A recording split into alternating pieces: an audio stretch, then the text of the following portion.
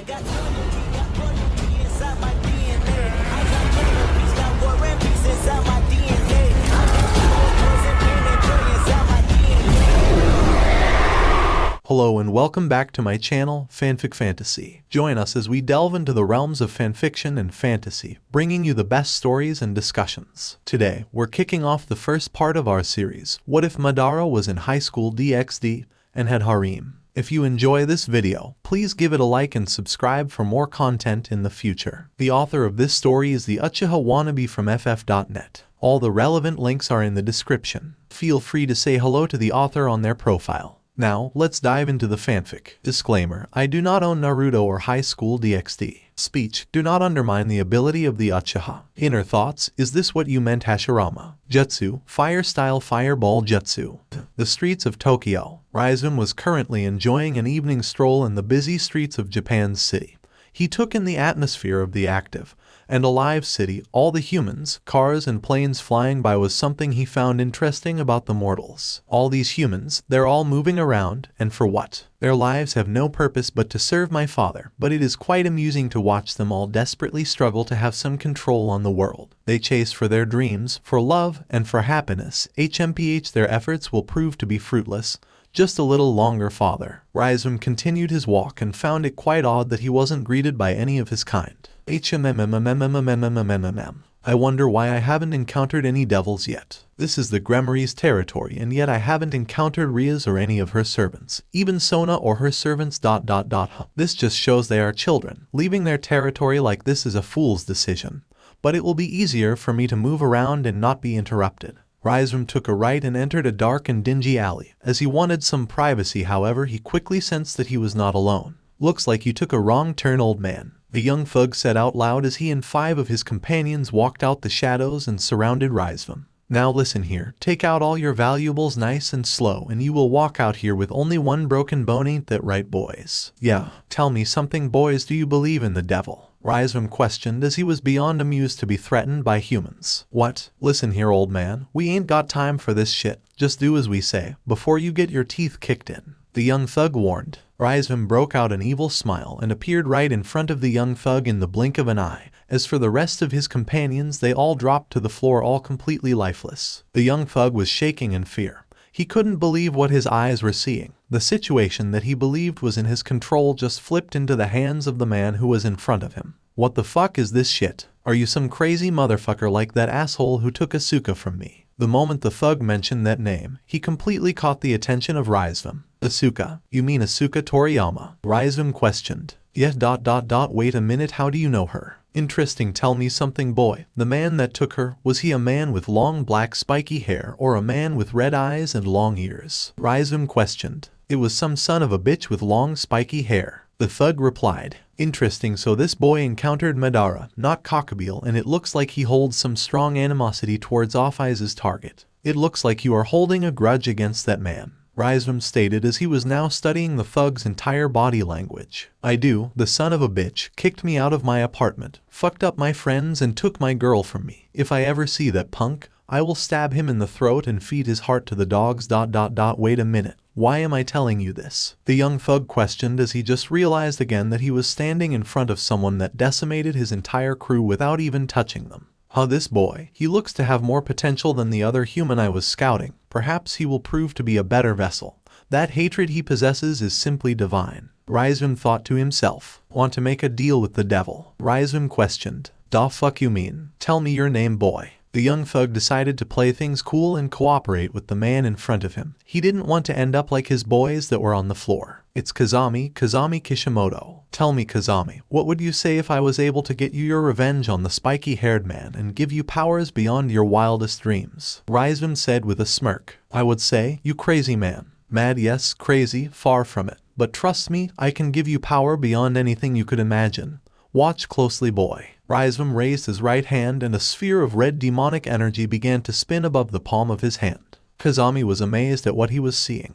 This is the kind of thing he would remember seeing in the animes he used to watch as a child. What the fuck? He said in amazement. He just could keep his eyes off the alluring demonic sphere. Careful now, you wouldn't want to touch this sphere. Raizum warned as he could see Kazami's face was edging closer and closer to the sphere. And why is that? I will show you, Raizum said, then threw the sphere to one of the bodies on the floor, and when the sphere made contact, it completely vaporized the corpse, leaving no trace of it behind. Jesus man ... What are you? Kazami questioned after witnessing Raizum's display of power. I told you, I'm the devil, and I'm only going to say this one last time.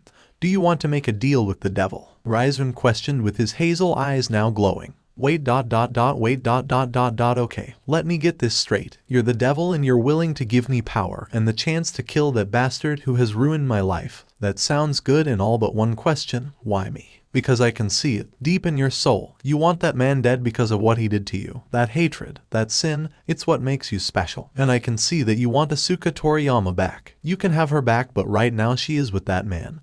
Kill that man and she will be yours, Raizum said with a smirk as he could see his words were having the effect he wanted on Kazami. And what's in it for you? The devil would never give power for no reason. HMPH, smart boy, all I need is a host for the power, that is all. Wait, that's all you need? Like for real? Kazami asked as he was surprised that the devil only needed a host. Yes, that is all, so how about it, child? Want to make a deal with the devil? Kazami thought about it for a minute. His life was already shit as it is, and the thought of having the chance to kill the man that has ruined his life was almost like a wonderful dream. He looked down to Raizum's right hand as the devil extended it for a handshake. Honestly, what do I have to lose? My life, my crew, my money, my place, my girl, they were all taken from me by that bastard. If this guy can get me revenge, then fuck it, I will gladly make a deal with him. Kazami took one more moment to look into Raizum's eyes, then decided to shake the man's hand, agreeing to the deal he was offering. Humans are such simple creatures, so easy to persuade and manipulate. Phase 1 of the plan is complete. Obtain a suitable human host. Raizum thought to himself as he mentally ticked off a goal from his list. Excellent choice, you will not regret this. Wait, before we go any further, I want to know,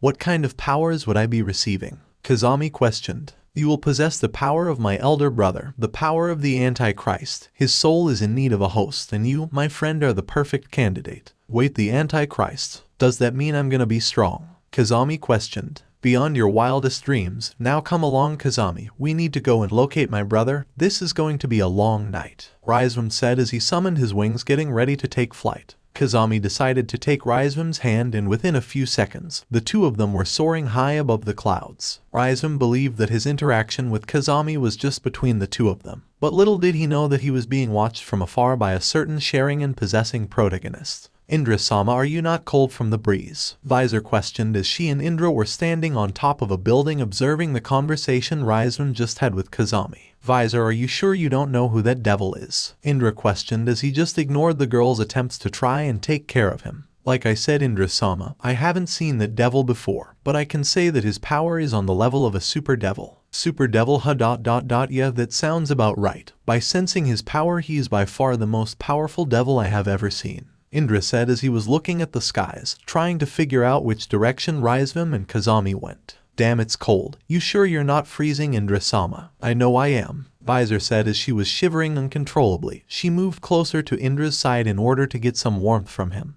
But Indra kept his eyes on the skies. I told you to stay behind. Now look at you, you shaking like a child. And be left all by myself. I would rather be with you, Indra-sama, than to be alone. You could have left with Tobai, Indra responded. No, I would rather be with you, Visor replied with a grin. Come, we need to catch up with those two. I don't want to leave them unsupervised for too long, Indra said as he leaped off the building with Visor following close behind him. With Raizum and Kazami. So your name is Lucifer, right? Since you like the devil and everything, Kazami said as he and Raizum were now walking the streets, heading towards a location Kazami was not familiar with. Well, that's part of my name, Raizum replied. What the hell do you mean? I didn't tell you the complete truth, child. I am indeed a devil, but I am not the devil. I am his second-born son. Raizum live in Lucifer. Wait, so you're not the devil? You fucking lied to me, Kazami stated with a hint of anger in his voice. I'm a devil. My kind is notorious for being misleading. But believe me when I said, I will grant you powers beyond anything you could imagine.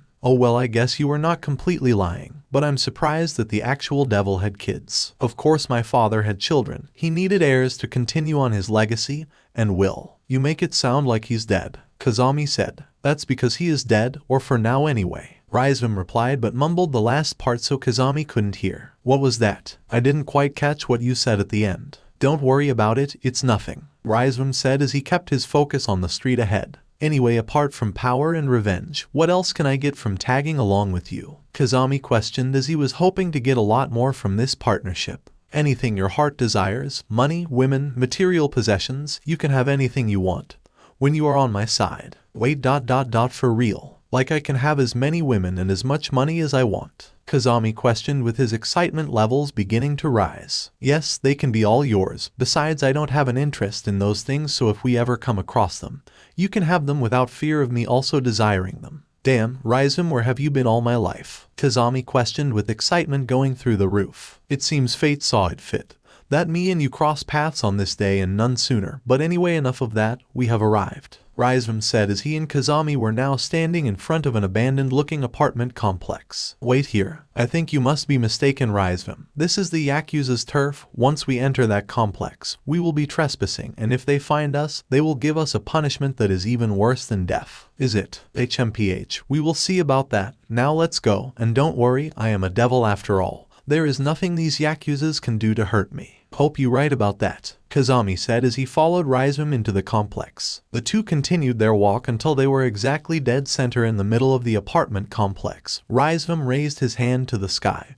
and soon after the ground that was beneath the two began to shake and quiver. What the fuck is going on? Kazami questioned in a panicking tone as he was losing both his composure and balance. 4 demonic pillars sprouted from the ground and the devilish structures surrounded both Raizum and Kazami. Raizum increased the output of his power, and his whole body began to glow with demonic energy. Come closer, Kazami. The time has arrived. My brother's soul has been lying dormant in this complex, and it's time we draw him out. Kneel down and raise your hands to the sky. Kazami did as he was told and was now in the desired position, ready to continue with the next step. The earth began to shake even harder than before, with now the whole apartment complex shaking and vibrating uncontrollably. The windows began to shatter into pieces, doors were shaking off their hinges, and the walls of the buildings began to develop deep cracks. This is starting to freak me out, Kazami said with his panic levels only rising by the second. The clouds above them began to move closer together to form one big cloud vortex, with Kazami the only one positioned under the circular opening of the vortex. The wind around them increased tenfold, with now all the doors from each building taking flight. Come on out, elder brother, it is time you wake up from your slumber and connect with your new host. After Raizum uttered those words, a loud horrifying roar echoed throughout the apartment complex, and lightning began circulating the already rotating vortex. That's right, time to continue with our plan, brother. Wake up, our father needs us. Once again another roar, this time twice as loud as the previous one, echoed throughout the complex, leaving Kazami to only quiver in fear for his life. The roar finally subsided, but soon after the vortex began spiraling down and it completely consumed Kazami, blocking him off from the rest of his surroundings and Raizum. Tell me your name, child. A dark, sinister, disembodied voice said to Kazami. It's almost as if the vortex itself was speaking to the boy.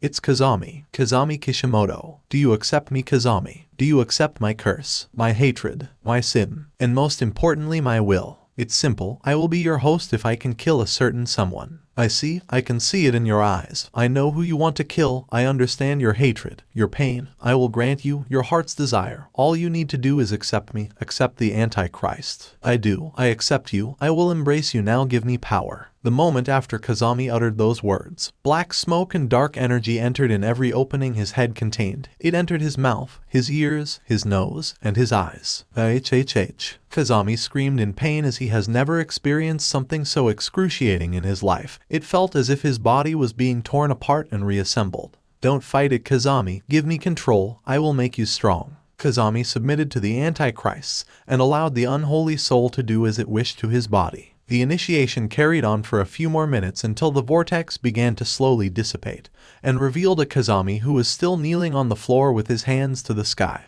but there were some noticeable differences about the young man. The vortex completely disappeared and everything now went back to its calm and relaxed state. Kazami now rose to his feet but kept his head down with his eyes closed. The young delinquent had some noticeable changes to his appearance. His blonde spiky hair was much longer, with it now reaching his upper back. The stubble that was on his chin now matured to an impressive goatee, and his overall body and muscle mass increased to a more impressive level. Kazami, brother, which one of you is it? Raizum questioned as the sudden silence was worrying him. Raizum, Kazami called out in a dark and sinister voice. Brother, I am here, brother. Raizum responded as he recognized that voice from anywhere. This is not the body I want, Regrouping. The Antichrist said with a pinch of anger and annoyance. I know, brother, I know, you want Asuka's body, but getting her won't be easy. She is under the protection of Madara and she has fully embraced Jesus' soul. This boy was the best alternative for the time being. We will get her, just be patient. Madara and Jesus kill kill. The Antichrist screamed out as it remembered the hatred it possessed for those two, plus with the added hatred Kazami possessed. Lucifer's firstborn gained a stronger resolve to eat the heart of the Uchiha and bathe in his blood. All in due time, brother, all in due time. Remember, they are not the main goal, or have you forgotten of the plan? I remember, I always have. Good. You will have your fun. Once the world and supernatural world is under the control of the Lucifers, Phase 2 has been completed. Now we move to Phase 3. Give the boy control, brother. I wish to speak to him. The Antichrist did as his brother desired and gave control back to Kazami. Huh? What the? Where am I? Welcome back, Kazami. Good to see you're still with us. How do you feel? Regrouping questioned. I feel amazing, like I have the strength of 1,000 men. Fuck man, look at me. I look like a fucking weapon and I can feel it. I can level this entire apartment complex if I wanted to. Good to hear, but you should be careful with using my brother's power. What do you mean? I got all this power and I should be careful? You got to be kidding me. Sure, you are stronger, but you're still human. Your body has limits. You will need to train extensively to handle more of my brother's power. What is this? Why can I hear so many different voices? It's as if I am connected to them, Kazami said as he kept looking at his surroundings. You are not connected to them. They are connected to you. The voices you hear come from beings called stray devils. They are devils that have embraced our true nature, to be vile and evil. At this current moment you possess the darkest and most sinister soul in Christian belief. The stray devils can't do anything but be attracted to you. Think of them as little children desperately looking for the affection of their parent. And that parent is me, Kazami questioned. Yes, your mere presence is like drug to the stray devils, and not only them. We will soon meet up with our new followers, the demons, and I can see it now. They will jump for joy at the sight of you. The soul of my brother is like a beacon of hope to all those that follow the will of my father. What? So like, they will respect me and follow me. I can have control over these stray devils. Yes, you are their crown price, your wish is their command. But anyway, we should leave, we have got things to do, Regrouping said as he prepared to create a magic circle. Fuck man. My life is gonna get a whole lot bet. Stop right there, you two. Kazami and Regrouping looked at their surroundings and they were completely surrounded by hundreds of Yakuza, each carrying fully automatic assault rifles and SMGs. There was no place for them to hide or make an escape. They were completely caged in. These are the Yakuza, I presume. Yeah, and the bastards look like they are hungry for blood. Kazami replied. Wait a minute, why am I worried? I got powers and Regrouping on my side. I could kill every single one of these assholes. Let's kill them, Kazami suggested. Hold on, no need to be so hasty. I know I said we should leave, but let's have a little fun first and see where this encounter will go, Regrouping said as he was finding this situation quite amusing. Both of you, get on your knees and put your hands behind your head, especially you, Kazami. The boss is gonna really love seeing you again. The rest of the Yakuza chuckled in the background as they all began thinking of the horrible torture their boss would inflict on Kazami and his companion. Look, if we ain't gonna kill them, at least get us out of here. I don't want to see that bastard Nakamura. Why the worry? Is this Nakamura dangerous? Regrouping questioned with an amused smile. Are you fucking retarded? Fuck, I forgot you're a devil. You wouldn't know these things. Nakamura is a kingpin. The leader of the Yakuza, and Tokyo is his city. All the full-time thugs and gangsters that run around doing some serious crimes report to him. Even when I was dealing drugs, Nakamura always got a cut. I signed a contract with him when I was 16 and I have been working for him ever since. Well, that was until recently. What do you mean by recently? Regrouping questioned. I told you, man. The fuck with the long spiky hair kicked me out of my place. I had Nakamura's merchandise and money in there, and with the complex burning down to the ground, it burnt the merchandise with it. I've been in hiding from Nakamura ever since. The bastard has been trying to hunt me down for weeks. Interesting. Very interesting. How about we take control of Tokyo from him? What the fuck you mean by that? Like, take him down? Kazami questioned as Regrouping was confusing him by the second. Yes, why not? You've got powers and the devil on your side. Why don't we have some fun and take control of the Yakuza in Tokyo? Come, let's see where this situation will take us, Regrouping said with a devilish smile. Tokyo Casino. At this current moment, Regrouping and Kazami were currently held up in the head office of the casino, both sitting down and tied to a chair, surrounded by Nakamura's top henchmen. I hope you know what you're doing, Regrouping. Kazami whispered to his companion's ear. Trust me, you will like this. Now hush, someone is coming. Raizum said. Door opens. Ah, Kazami, how you've been, my boy. I've missed you. Look at you. Some has been hitting the gym, and who's your friend here? Nakamura questioned as he entered the room with his jaw-dropping sexy wife. The name is Raizum. A pleasure to meet your acquaintance, Mr. Nakamura. Oh, he's got manners. Would you look at this, boys? I never thought anyone associated with Kazami here would ever have manners. Come on, let's give him a round of applause for showing me some respect. Nakamura's henchmen did as they were told and all gave Raizum a resounding round of applause. Kazami didn't care much for Nakamura's presence. He was more interested in having a personal interaction with his wife. Damn, she is sexy. What would I give to tear that body apart and show her who a real man is? That red dress of hers is killing me. Mrs. Nakamura noticed Kazami's hungry stares and took pleasure in being desired by someone. His stares was more of sexual interaction than the ones she has been having with her money-hungry husband. She decided to throw Kazami a bone and gave the young man a sensual wink. Like what you see, huh? Kazami, Nakamura questioned as he caught Kazami staring at his wife. He decided to get closer to Kazami in order to have a more personal conversation with his favorite delinquent. So tell me, where have you been hiding, Kazami? I haven't been hiding, just been laying low, avoiding the police, you know, the typical stuff. Kazami responded. Oh really? So it's got nothing to do with the fact that my product and money were all burned to ashes at your place. Come on, Nakamura-sama, you saw? The whole apartment complex was blown up. It could have been a rival gang trying to take me out and send you a message. If that's the case, then why didn't you come to me immediately and explain the situation? There would be no need to hide, Kazami. Nakamura said. Like I said, Nakamura-sama, I was laying low from the cops. I didn't want them to follow me and use me as a lead to you. I was doing it to protect you. Protect me? Do you hear that, boys? Kazami said he was doing it to protect me. Well, ain't that sweet of you. Nakamura balled his left hand into a fist and punched Kazami across the face as hard as he can.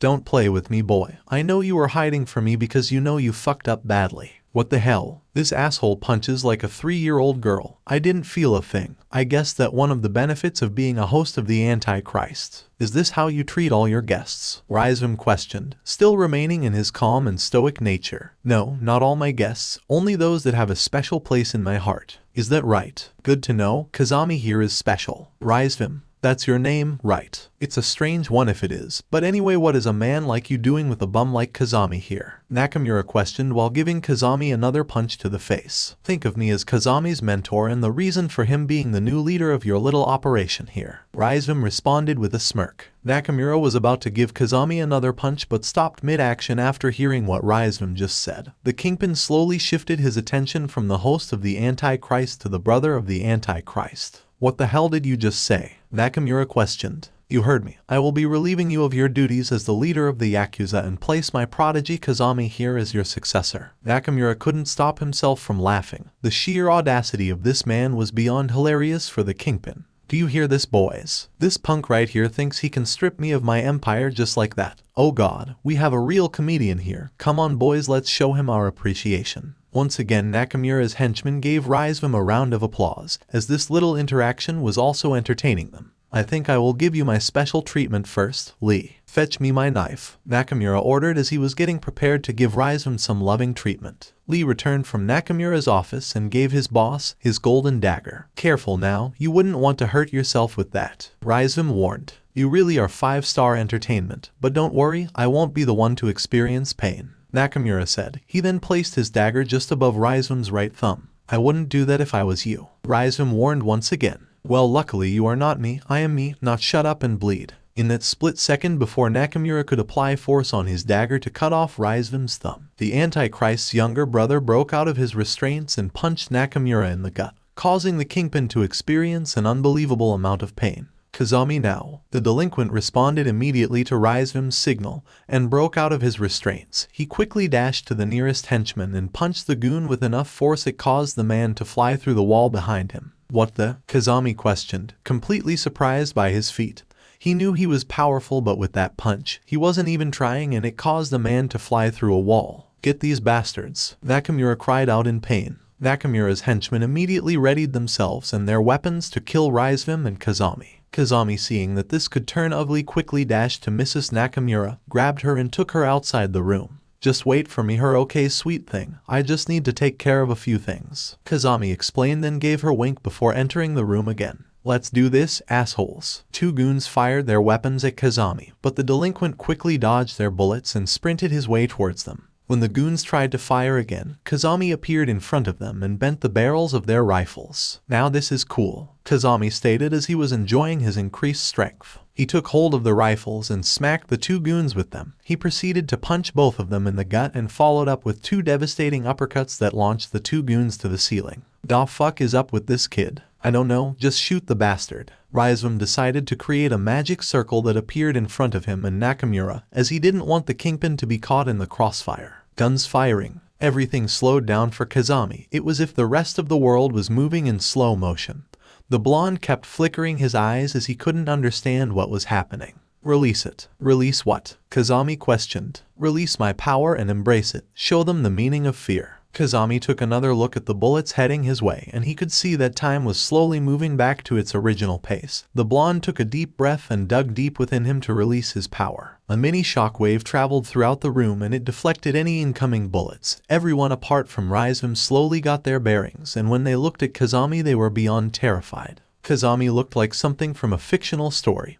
He had large black dragon wings, long predator-like nails, various black markings and symbols on his body, and bright red demon eyes. Kazami, what the fuck is that thing? Nakamura questioned as he was fearing to be in the same room as that freak. I told you he is my prodigy. And you, my friend, get a front row seat at seeing what Kazami here can do. Raizum said. Who of you here wishes to die first? Kazami questioned with his voice interchanging from his normal tone to a demonic one. Get that Freya. The goon couldn't finish his sentence as Kazami dashed at him and used his deadly nails to behead the henchman. Who's next, huh? Whose blood is gonna be spilled next? Nakamura's henchmen began quivering and cowering in fear as they have never seen something so brutal and gory happen to one of their own. It was a complete reverse of roles now, with the Yakuza being the victims and Kazami being the oppressor. One of Nakamura's goons tried to make a run for it, and just when his hand reached the door, Kazami dashed to him and used his nails to slice off the goon's arm, resulting in him being sprayed with the goon's blood. Kazami picked up the detached limb and shoved it into the mouth of the screaming Yakuza, effectively shutting him up. How does that taste, huh? How does being the victim of torture feel, huh? I will show you all the meaning of fear, Kazami said while still shoving the severed limb down the throat of the Yakuza. It got to the point that 75% of the arm was shoved inside the Yakuza's pipe, causing him to start suffocating. Yeah, you enjoy your meal. It's gonna be the last one you have. Alright, who's next? None of them moved. They were all too afraid to even try anything. They just stood there like statues made out of flesh. Alright, then I will pick HMMMMMMMMMMMM. How about you two? Kazami dashed to two goons that were standing next to each other and quickly sliced open the gut of one of them, which caused his intestines to spill out. Kazami took hold of the steaming organ and shoved it into the throat of the Yakuza that was next to him, making sure that it goes deep into his system. Jesus Christ, Nakamura said in horror, as this was just too grim for him to see. He was used to giving out horrible torture, but to see this happen to his own men was just something he couldn't bear. Kazami continued on with his killing spree. He was gouging out the eyes of Nakamura's men, ripping their tongues out, slicing off various parts of their body, and painting himself and the room red with the blood of Nakamura's goons. Bravo, bravo, your display was pure art, the true nature of the devils. It was so beautiful it almost brought me to tears. Raizun congratulated like a proud father. Kazami's attention shifted to Nakamura, and the bloodlusted youth's desire to kill increased tenfold. Kazami began making his way towards Nakamura, but Raizun stood in front of him and placed his hand on the raging blonde's shoulder. Oh no, we can't have you killing him, Kazami. We need him to crown you as your heir, so calm down. You did your part and you sure did do it well. Kazami began to gain control of his emotions and consciousness. The blonde reverted back to his normal state and placed his hand on his forehead as he was experiencing a mind-wrecking headache. Damn ... that was intense. I never knew I could be capable of that. But I'm not gonna lie, it felt amazing. It felt like how I would fuck up NPCs in video games, but now it's real life, man. Being the host of the Antichrist does have its benefits. Interesting. He is not psychologically scarred or disturbed by his bloody actions. This boy is proving to be a better candidate than the child I had my eyes on initially. I just wonder how far can he go with my brother's power. He is not Asuka, but he is proving to be a good alternative. Raizun thought to himself as he kept on observing Kazami's casual behavior. Let's clean up this mess, shall we? Raizun said. Then he created a giant magic circle that,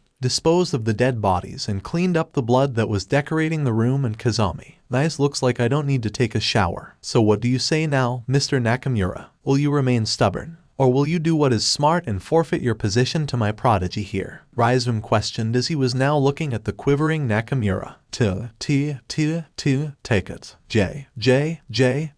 Just don't.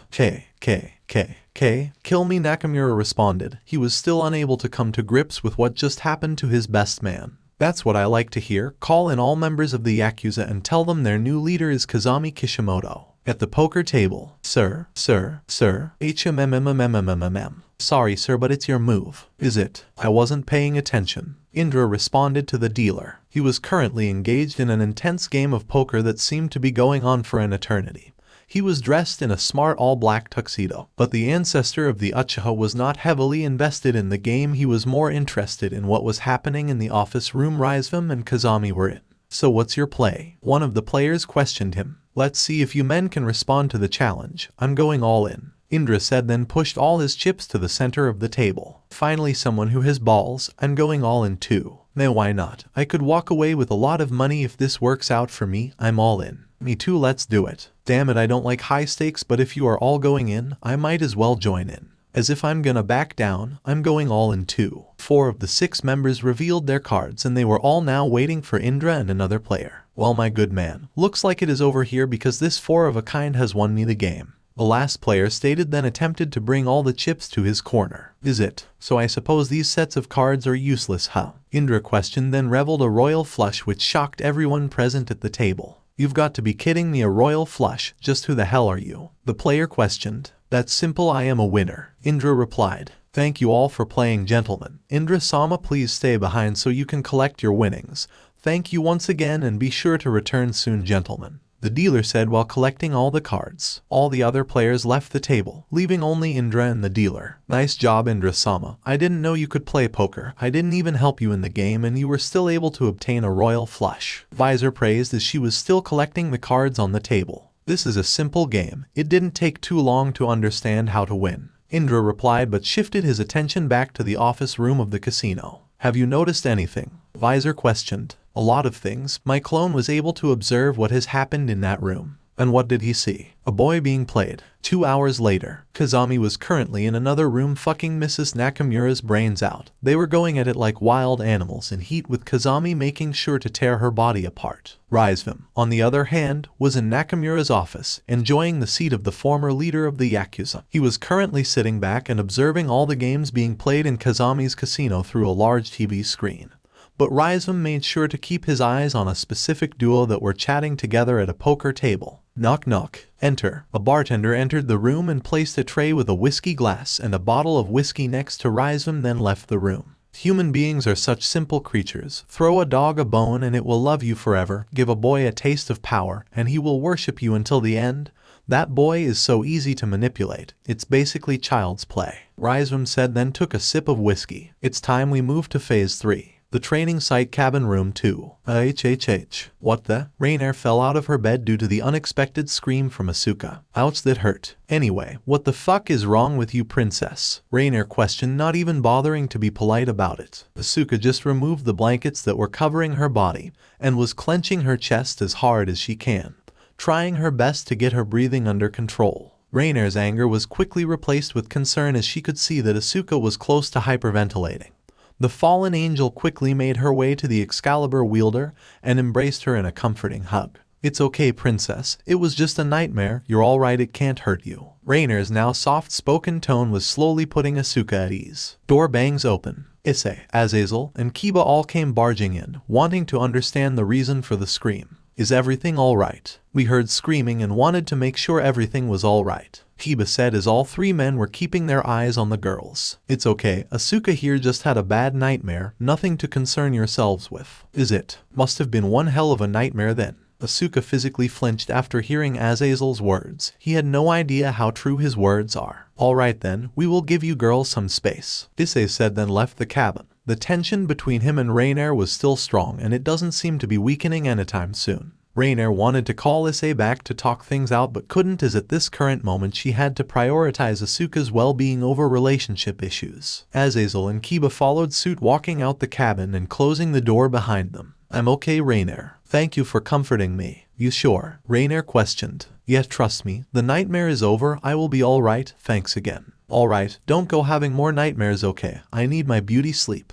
Rainier got off Asuka's bed and proceeded to her bed to catch up with her sleep. Asuka laid back down, placed the backside of her right hand on her forehead and stared at the ceiling of the cabin. What a crazy nightmare, it felt so real. Asuka thought to herself as she was still replaying the contents of the nightmare in her head. That because it was real, you didn't have a nightmare, you had vision. Jesus explained. Wait, what? So you're telling me what I saw was real? Yes, it is 100% real. Asuka's anxiety levels began to rise again after Jesus finished his sentence. So that means, indeed, my opposite. The Antichrist has found a new host, and I can see you know who it is. Yes, I know exactly ... who is the host. Kazami, my ex-boyfriend. But out of all the people that thing could have chosen, it chose him. Regardless of who it is, he is now your rival. It is now fate that you two will engage in battle and try to kill each other. Fuck, I thought my old life was behind me. Now Kazami is back in the picture. Give me a break.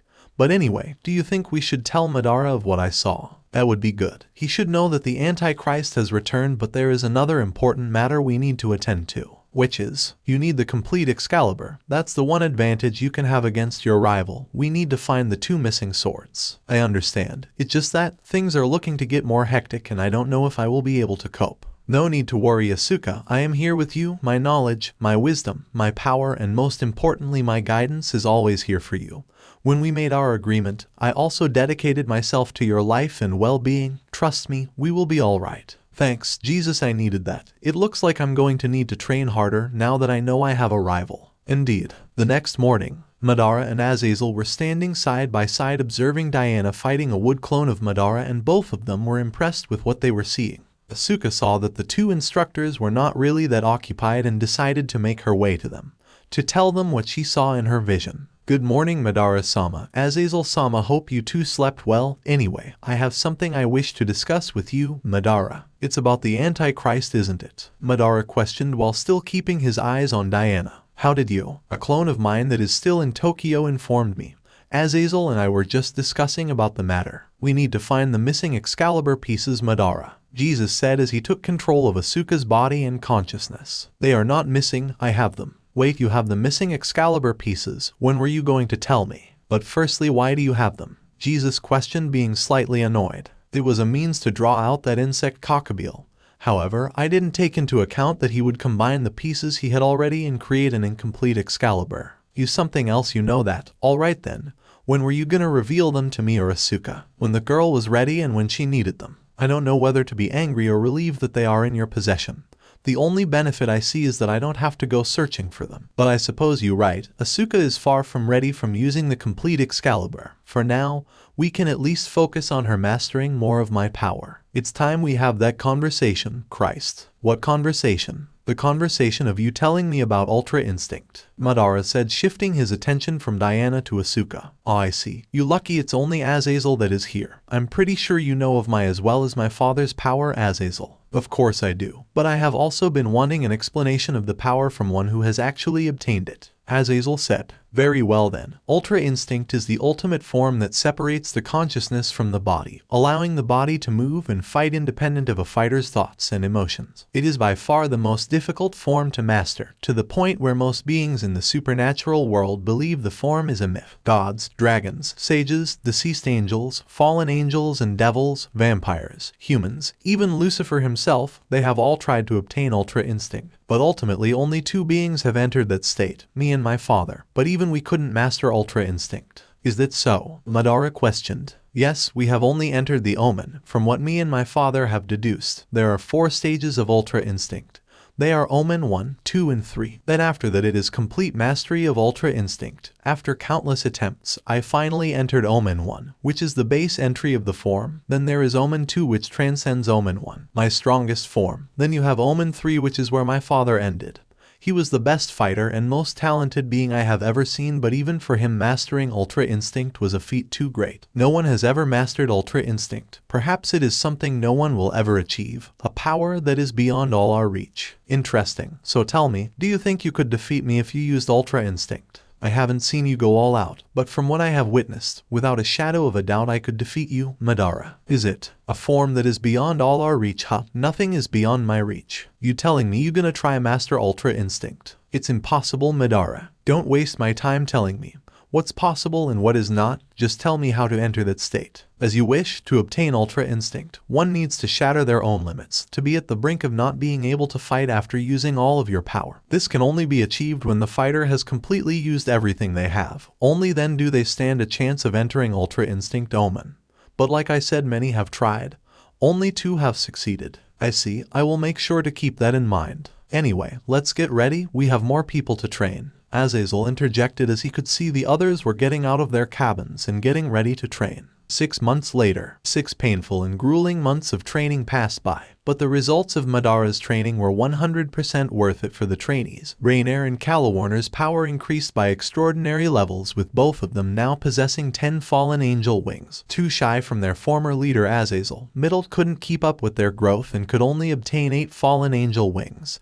Issei, on the other hand, his growth reached leaps and bounds, with the Red Dragon Emperor having his strength, speed, stamina, endurance and hand-to-hand combat improved tenfold. The young pervert was able to push his sacred gear to awaken the scale mail, Juggernaut drive.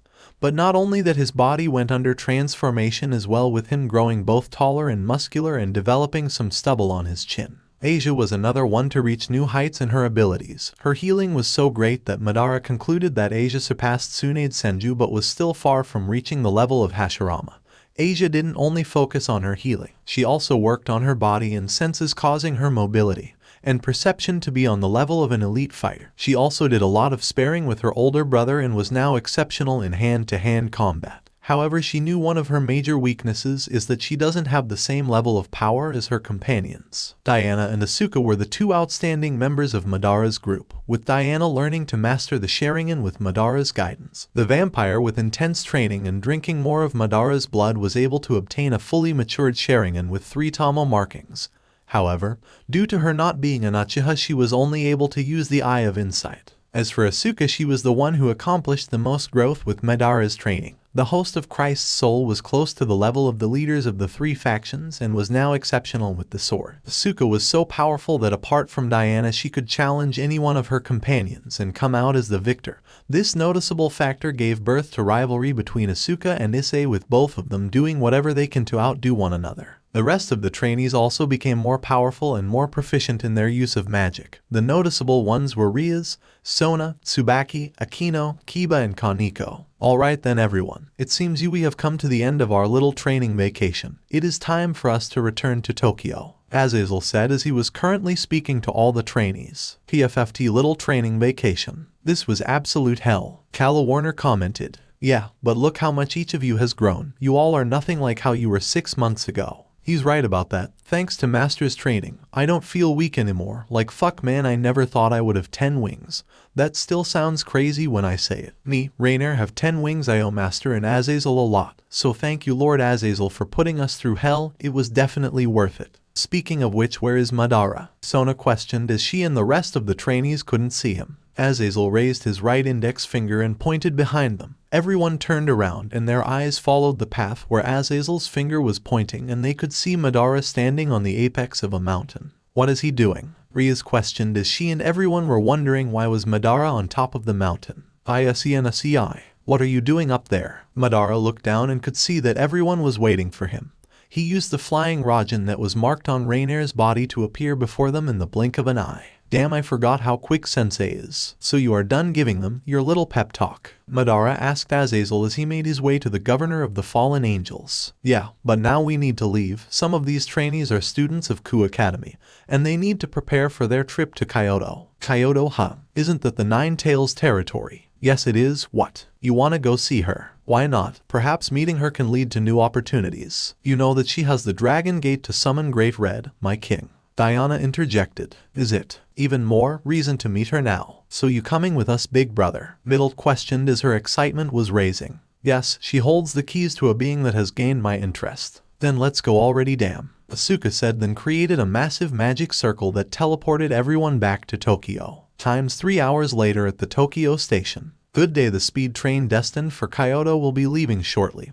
Please make sure you board on time to avoid being left behind. Thank you and have a nice day. Looks like we need to get a move on, Issei said after hearing the message from the intercom. Remind me again why 7 decided to invite yourselves, Azazel questioned as he was looking at Rias, Sona, Akino, Tsubaki, Kiba, Diana, and Asuka. Because we can, Rias replied. Whatever, let's just get on board. Hold on a minute, you didn't think you would leave us behind now, did you? Madara stopped dead in his tracks as he could recognize who was behind them just by hearing that voice. Elizabeth. Madara. What do you want, woman? Oh, is that how you greet your old fighting buddy? Madara moved his head to the side and saw through the corner of his eye Elizabeth smirking at him. The Queen of England did not come alone. She was accompanied by her longtime friend Cleopatra and her 2 subordinates, Zenobia and Irina. Elizabeth, I have met your ancestors on a number of occasions, Diana said. And who may you be? Elizabeth questioned. Dracula. Wait, as in the Dracula? Cleopatra questioned. Yes, that Dracula, the queen of the vampires. Attention, the train destined for Kyoto will be leaving shortly.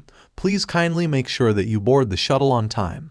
Thank you, have a nice day. Look, we don't have time for introductions. Let's continue this conversation when we board the train, okay? Azazel suggested. Times 45 minutes in the speed train. Madara was sitting at the very back of the train, occupying the center seat at the back row. He chose to sit at the back end of the train to avoid the unbearable noise that the other students of Ku Academy were making. Unfortunately for the Uchiha, the peace and quiet he was enjoying was short-lived as Elizabeth and Diana found Madara by his lonesome and decided to sit beside the Uchiha to give him company. You two do realize that you have disturbed the peace and quiet I was enjoying. Shortly after uttering those words, Azazel, Asuka, Sona, Rias, Akino, and Tsubaki entered the final car to meet up with Madara and also avoid the massive noise the other students were making. I swear a man can't be by himself, Madara thought to himself as he watched the rest of them approach. How long till we reach Kyoto, Azazel? Madara questioned. About a few more minutes. Tell me, Madara, why have you been avoiding me? Are still shy to be in my presence? Elizabeth questioned as she wanted to play around with the Uchiha. Forgive me for asking, but what relationship do you have with my king?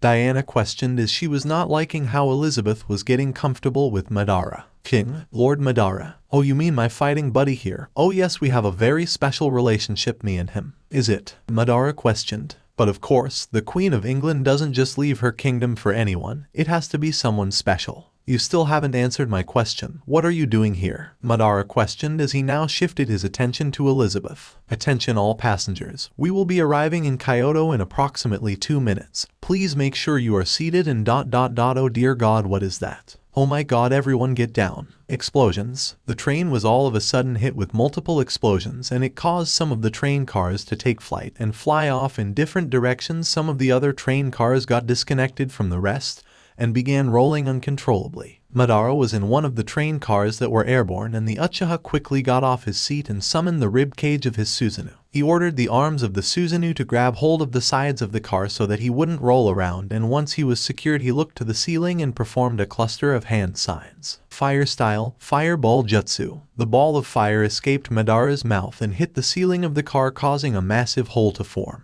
He used the arms of the Susanoo to climb out and stood on top of the descending train component. Azazel, Asuka, Sona, Rias, and Akino all summoned their wings and flew out the car using the hole Madara created as an escape route. Diana quickly transformed into a large bat and grabbed Elizabeth by the arms and duplicated the actions of those before her, using the hole Madara created as a means to escape the falling car. As Madara was still standing on the falling car, he looked below him and could see that the whole of Kyoto was under attack.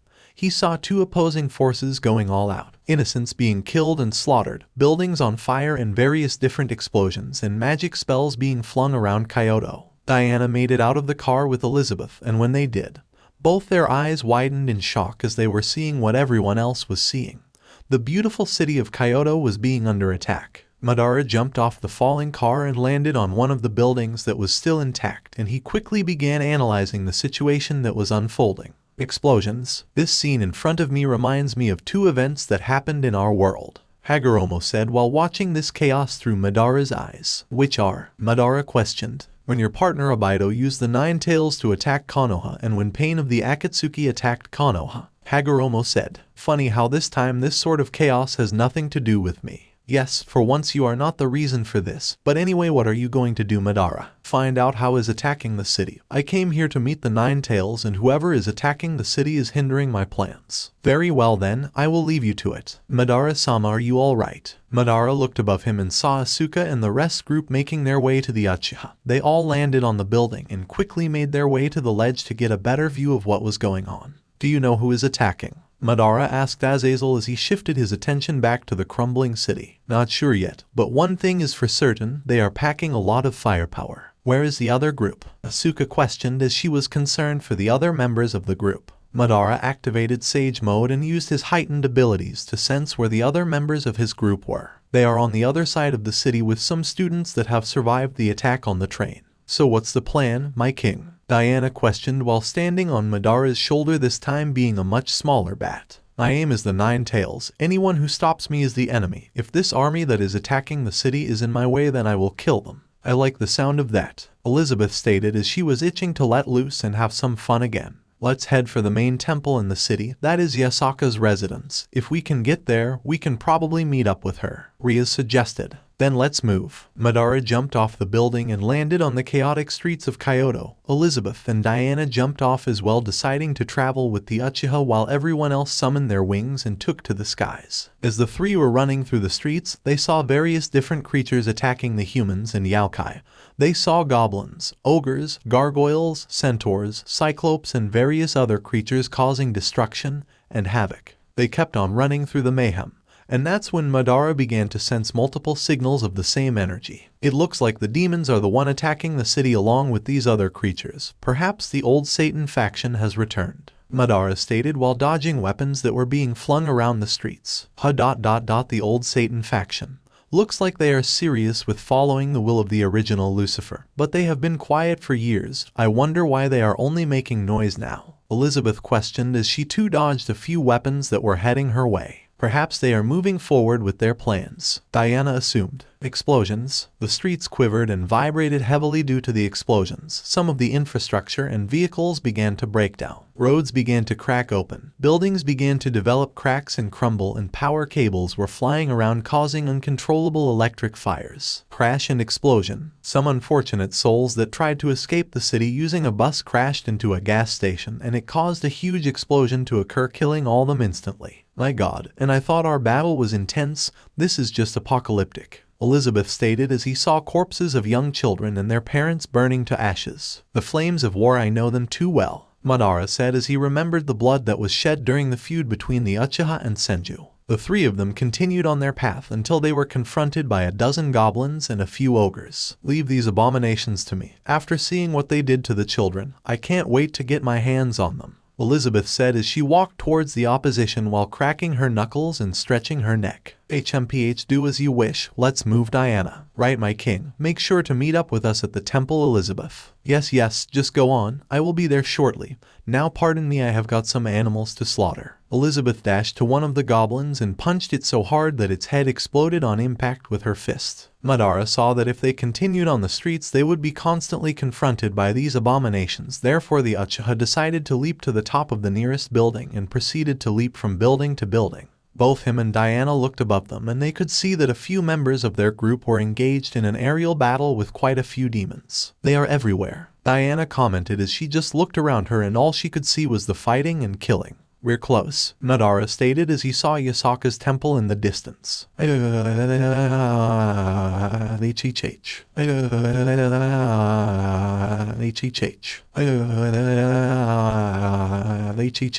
Madara and Diana looked to where the horrific screams were coming from and saw three disgusting but extremely large creatures spewing out dangerous magic spells that were causing some of the innocents to start acting deranged, and they began killing and eating each other. Those three, their energy is that of a stray devils, but it's more vile and sinister. Perhaps their energies have evolved the longer they stayed as a stray devil, Madara thought out loud while observing the beasts. Diana looked down and saw two children killing and eating their own mother. It was not a pretty sight to see for the vampire. "Let's end this quickly. I don't think I can stomach any more of this chaos, my king." Madara leaped from the building he was currently on and summoned his Susanoo ribcage as he was bracing for impact. The Uchiha crashed through the roof of Yasaka's temple and landed on the first floor of the temple, where he found it surprisingly quiet. He began exploring the floor but quickly sensed he was not alone.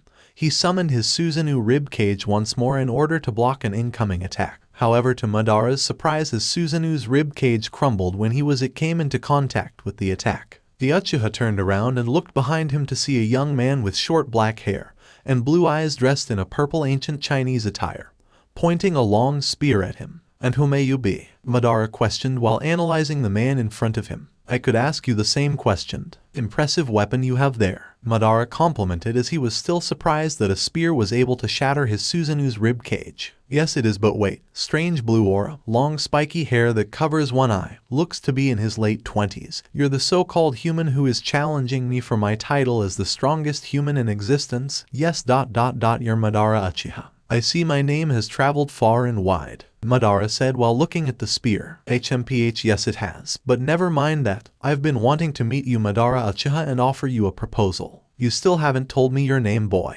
"Forgive. The name is Cao Cao, Cao Cao of the Hero faction." Cao Cao, wasn't that the name of an old warlord of the Eastern Han dynasty? "Correct, you know your history. That was my ancestor. I was named after him as a means to honor his legacy. But enough about me. I want you, Madara Uchiha, to join my group, the Hero faction. First, what is it? And secondly, why should I join?" "The Hero faction is my faction. It was the second largest faction in Kao's brigade and was one of the factions that solely consisted of humans. We only accept humans whether they possess sacred gears, holy swords, demon swords, and are wielders of Longinus. Why would I join? We of the Hero faction wish to kill evil beings such as devils, demons, fallen angels, vampires, and dragons that bring harm to human beings. Being a human yourself, you could surely understand our vision. We wish to protect human beings and rid the world of all supernatural beings that bring harm to humans." Interesting group you have there. However, I must decline your invitation." "Why?" "Because I have my own group and my own agenda to deal with. I do not have the time to be running around with you, boy. I strongly suggest you reconsider," Cao Cao advised while placing the tip of his spear firmly on Madara's neck. "Careful now, boy. You wouldn't want to do something that you would regret," Madara warned while activating the Sharingan. "They say you killed a titan. They say a lot of things. Want to see if they are true." Cao Cao looked deep into Madara's eyes and he could tell the man in front of him was wielding an absurd amount of power. So absurd that the wielder of the true Longinus wasn't sure if he could defeat Madara easily. "Anyway, it doesn't matter. You're not the main reason why I am here. Yasaka is nowhere to be found. I am just wasting my time staying here," Cao Cao stated while pulling back his spear and placing it on his shoulder. "Wait, the Nine Tails is not here. Then where is she?" "Not sure. All I know is that she is not in Kyoto. But anyway, until we meet again, Madara Uchiha." A magic circle appeared beneath Cao Cao's feet and the leader of the Hero faction disappeared within an instant. "Halt. Put your heads behind your back and drop to your knees." "Talk about timing. That boy left just before the guards entered," Hagoromo said. "He knew they were on their way." "It's smart. It makes it seem that I am the enemy," Madara replied. The Uchiha looked around him and could see that he was completely surrounded by 100 guards. "You sense it, can't you, Madara?" "Yes, some of these guards possess chakra. I wonder if they would still be hostile if I wasn't suppressing my chakra." "Wanna find out?" Hagoromo asked. "I don't have time for these fools. If Nine Tails is not here, I'm just wasting my time." "I said put your hands behind your back and drop to your knees." "Why should I?" "Because you are an intruder working for the enemy. You came here in order to kidnap Lady Kunou as well." "Who?" "Listen, I do not have the time to be entertaining your little game. The person I am looking for is not here, so I suggest you move out of my way before it ends badly for you all." After Madara uttered his words, he kept his attention on the main entrance door and began making his way to it. "Halt, halt, stop. I said stop, damn it." One of the guards tried to attack Madara, but the Uchiha activated the Susanoo's ribcage and slapped the incoming guard so hard that he went through a wall. "Anyone else wants to dance?" The guards slowly backed away from him as they have never seen someone crush one of their best fighters so casually. "Stop right there, intruder." Everyone shifted their attention to where the voice was coming from and Madara could see a young elementary school looking girl that had blonde hair tied in a ponytail and matching eyes. She had 9 golden foxtails and matching fox ears. "And who may you be?" Madara questioned. "Lady Kunou, please, get back to the safe room. It's dangerous out here." "Silence, guards. I've had enough of your words. Since Mother is not here, I am Kyoto's protector and I'm going to do things my way." So you're telling me the fate of a city is in the hands of a child? Madara questioned as he could not believe what he was hearing. So, what of it? This city is doomed. Shut up and tell me where my mother is. I know you have taken her. Madara was quite amused by this little girl's attitude, so much so that he shifted his body to Kunou's direction and began making his way to the young princess. Tell me something, girl. What exactly would you do if I had the 9 tails, huh? I know you have her and I will kill you for your sins. Why don't you try? Madara said as he was now standing right in front of Kunou. Kunou's fear levels were beginning to rise as the blue flames that were surrounding Madara was making the prideful princess extremely uneasy. What's wrong? Didn't you say you were gonna kill me? Madara questioned with his sharing and glowing as bright as light. Pathetic. Kunou lowered her head in shame and embarrassment. She was supposed to be the leader and defender of Kyoto when her mother wasn't here, but she couldn't even muster up the courage to look a human in the eyes. Guards, put your weapons away. This man here is Madara Uchiha, the human that defeated Kokobile and killed a titan. None of us stand a chance against him. That includes you as well, Princess Kunou. Madara looked to his right and saw a young-looking kitsune with golden hair dressed in a white and red kimono. And who exactly are you? Madara questioned. I am Lady Yasaka's assistant and Kunou's caretaker. Please, Mr. Uchiha, forgive us for the extreme aggression. These are troubling times. Clearly. But Lady Sakura, this man is working with the enemy and has kidnapped our leader and is here to kidnap our last hope, Princess Kunou. No, he's not Solider. This man has nothing to do with the attacks or the kidnapping of Lady Yasaka. How do you know? Simple, because he was with me, Azazel stated as he appeared behind the assistant and stood beside her. Azazel-sama, you know this man? Kunou questioned. Yes, Kunou, I know Madara very well, to the point where me and him spent the last 6 months training some subordinates of ours. So there was no chance of him kidnapping your mother. You see, that's how I know Solider. I encountered Azazel and a few of his students a few minutes ago, and they all confirmed it. They were at a training camp for 6 months and have nothing to do with these attacks. The assistant said. Door slams open. Damn it, there are too many of these assholes. Asuka said as she, Diana, Elizabeth, Riaz, Sona, Akino and Tsubaki rushed into the temple to regroup with Madara. How bad is it? Azazel questioned. It's a one-way fight. The opposition will stop at nothing to bring down Kyoto and take Princess Kunou with them. Sona replied. Explosions. Things are looking bad. We need a plan of action. Sakura stated as she and majority of the others were recovering from the mini-earthquake caused by the distant explosion. Kunou looked around and could see the fear and defeated looks on the faces of her mother's men. She knew she didn't have what it takes to stop the enemy, and it deeply saddened her. She then proceeded to shift her attention to Madara and remembered something her mother said about him. Is he stronger than you, Mama? By far, Kunou. I wouldn't stand a chance if I battled him, and the fact that he is a perfect sage just puts him on a level that is beyond my reach. Really? He is stronger than you, Mama? I have never heard of a human being stronger than you before. Maybe he can stop this. If he is stronger than Mama, maybe he can be the one to save us and help me find her. Kunou thought to herself as she kept staring at Madara. The princess of Kyoto suddenly dropped to her knees and bowed her head before Madara, showing a sign of surrender. Please help us. I am sorry for falsely accusing you, Madara Uchiha, but I beg of you, sir, please help us defend the city and bring back my mother. Everyone was quite surprised by Kunou's actions, especially Sakura. She never thought she would ever see the day where the princess would beg or even bow down before anyone that wasn't her mother. Will you help them? Hagoromo questioned. I suppose you want me to. Of course I do. After hearing the words you told me, it's the reason I brought you to this world. Remind me again of those words. For peace to be achieved, both strength and love are necessary for peace. I want to see if you can really combine Indra's and Asura's wills. To see if you can really do it. That's the reason I gave you a second chance. A child is asking you for help, Madara.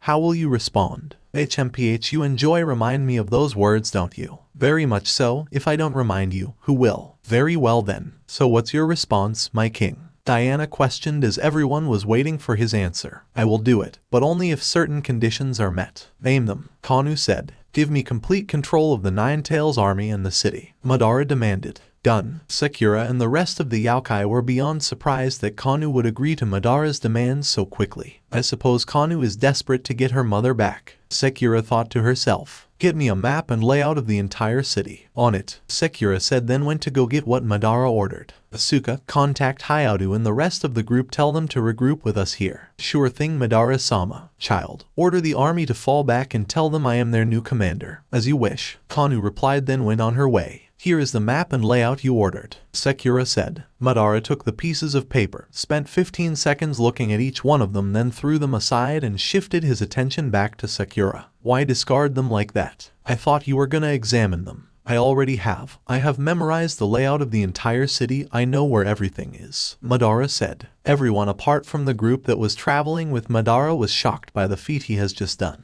His group were starting to get used to him doing things that are beyond reason. They on their way here, Madara-sama, Asuka said after using a magic circle to communicate with the other group. Good. How many men do I have on the battlefield? Madara asked Sakura. About 6,000. How many does the enemy have? About 12,000. How many civilians? About 1.6 million. This consists of humans and supernaturals. Tell them to not leave the city. Order them to come nearer to us. But why? Wouldn't them leaving the city be beneficial for their survival? Sakura questioned. Incorrect. Can't you see the enemy has blocked off all entrances and exits to the city? No one gets in and no gets out. If they continue with the plan of leaving, they will be killed. Their best option is to come to us. I never thought of that. You and your kind can create a barrier, right? Madara questioned. Yes, why do you ask? Gather as many non-fighting supernaturals as you can, and create a barrier that covers the entire city. Wait, you want to lock us in with the enemy? Sakura questioned with heavy concern. It's to keep any more civilians from entering the city. Our train was attacked when we were arriving, and I'm sure they wouldn't hesitate to do the same to others wishing to enter the city. Wow, it's like I'm hearing Lady Yasaka speak to me.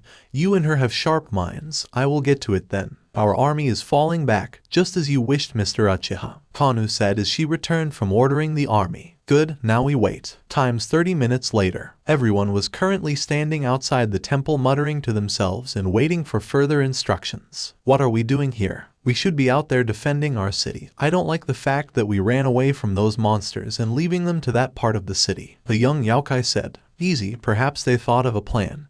They wouldn't call us back if they didn't, and if it wins us this war then, sacrificing a part of the city would be worth it. His companion said. Fine, at least the civilians retreated with us. I hope they will be alright. I can't stand to see any more blood from innocents. Temple door opens. Madara walked out of the temple with the group that was traveling with him to Kyoto, Kunou, Sakura and a few high-ranking officers of Yasaka's army. Explosions. Listen here, my name is Madara Uchiha and I will be your commander as from this moment forth. Do not take my words lightly. If you listen to every single one of my instructions, I can guarantee victory for you all and win you back the city. Is he serious? I have heard about him. I like his confidence. That's what we need in a leader. To be honest, we really have nothing to lose. I hope he can back up his words. Let's see what he's got. Now then, there are about 6,000 of you, and you will all be divided into 10 divisions. Each division will be led by a member of my group. We seriously putting our lives and fate in the hands of outsiders. Do we have a choice? We don't have any better options. He better be one hell of a commander if he's making such bold demands. Madara proceeded to marshal and arrange the army into 10 groups, each group consisting of 600 soldiers. First division, you will be led by Azazel. Second division, your leader is Elizabeth. Third division, Diana. Fourth division, Cleopatra. Fifth division, Asuka. Sixth division, Hayato. Seventh division, Rainair. Eighth division, Warner, 9th Division, Gremory, and finally, 10th Division, your leader is Citri. A few of the people selected weren't surprised that they were chosen to lead a division. However, there were a few that were very surprised and honored that Madara was trusting them with their own divisions. Leaders, join your divisions and get into formation. Asia, your lead medic, join with the rest of the medical Yaokai and deal with any and all injuries. Gremory's group and you two exorcists, you're the last line of defense. You are to protect the innocents and the opposition's main target, the daughter of the 9 tails. And what will you do? Big brother, Asia questioned. I'm the overseer. I will be giving the army instructions from above. Sakura, you're with me. Now everyone get into your positions. The enemy is getting closer. Explosions. Everyone decided not to waste any more time and went with the orders they were all given. Sakura, come closer. We need to be higher ground. Madara performed a cluster of hand signs and all of a sudden the Uchiha and the Kitsune were elevated to incredible heights due to the large wooden pillar they were now standing on. Incredible, you can see the whole city from up here, Sakura stated as she was admiring the view. Focus, woman. I brought you here to assist me, not to enjoy the scenery. Right. Sorry, what did you need me to do? You are to use your powers to create 10 communication links between me and the leaders of the 10 divisions. I can probably do 5, but to make 10 is impossible for me. Madara placed his right hand on Sakura's shoulder and increased her powers with the assistance of his senjutsu. Let's try that again. Create 10 communication links between me and the 10 division leaders. No problem. Madara looked down to the battlefield and could see his army were ready and waiting for his command. As he kept looking at the battlefield, the image of a giant shogi board appeared in his mind, and his 10 divisions looked like 10 shogi pieces all lined up together, ready to be moved. Communication link is active, Madara. You can speak those 10 at any time. Can you 10 hear me? Madara questioned. Yep.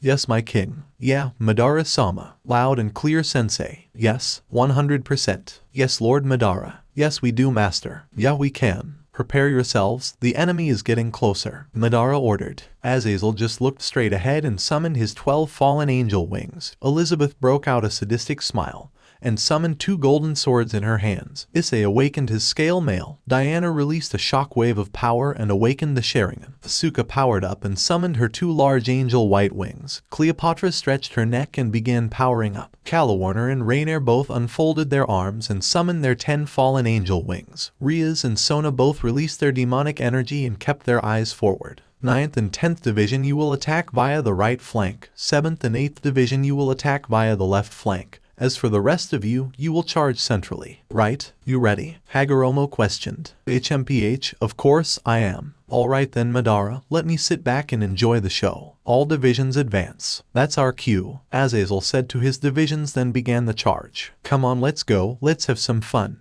Elizabeth said with a devilish smile, then began her charge. Divisions 3 to 6 all let out a war cry, then followed their leaders in the charge, while divisions 7 to 8 moved left and divisions 9 to 10 moved right. Madara watched from above and could see that his first 6 divisions and the enemy were close to colliding. The enemy had Madara's army so greatly outnumbered that when looking at it, any normal person would think that there is no way to win this battle.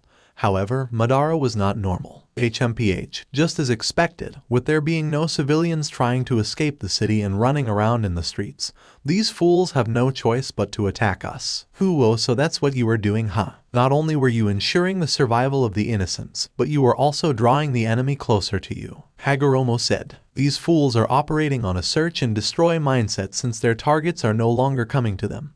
They need to come to us. But your first 6 divisions are greatly outnumbered. Just look at the sheer amount of enemies that are heading their way. That's why I had divisions 7 to 10 attack from the sides. I would be a fool if I attacked from one angle, which is what the enemy is doing. However, they will be attacked from 3 different angles. Well, the fight is about to begin, Hagoromo said as the 2 forces were seconds away from clashing. Armies collide. The battle began, and it was truly a sight to behold. The leaders of the 6 divisions went all out against their enemies and were taking out multiple opponents at once. This was extremely motivating for their divisions as they could all see that they were being led by powerful warriors. The magic spells quickly entered the battlefield, and they were being flung around back and forth from the 2 armies, causing some serve casualties from both sides. For the first 15 minutes, Madara's army was putting up a good fight, but due to the sheer number of the opposition, they were beginning to be pressed really hard.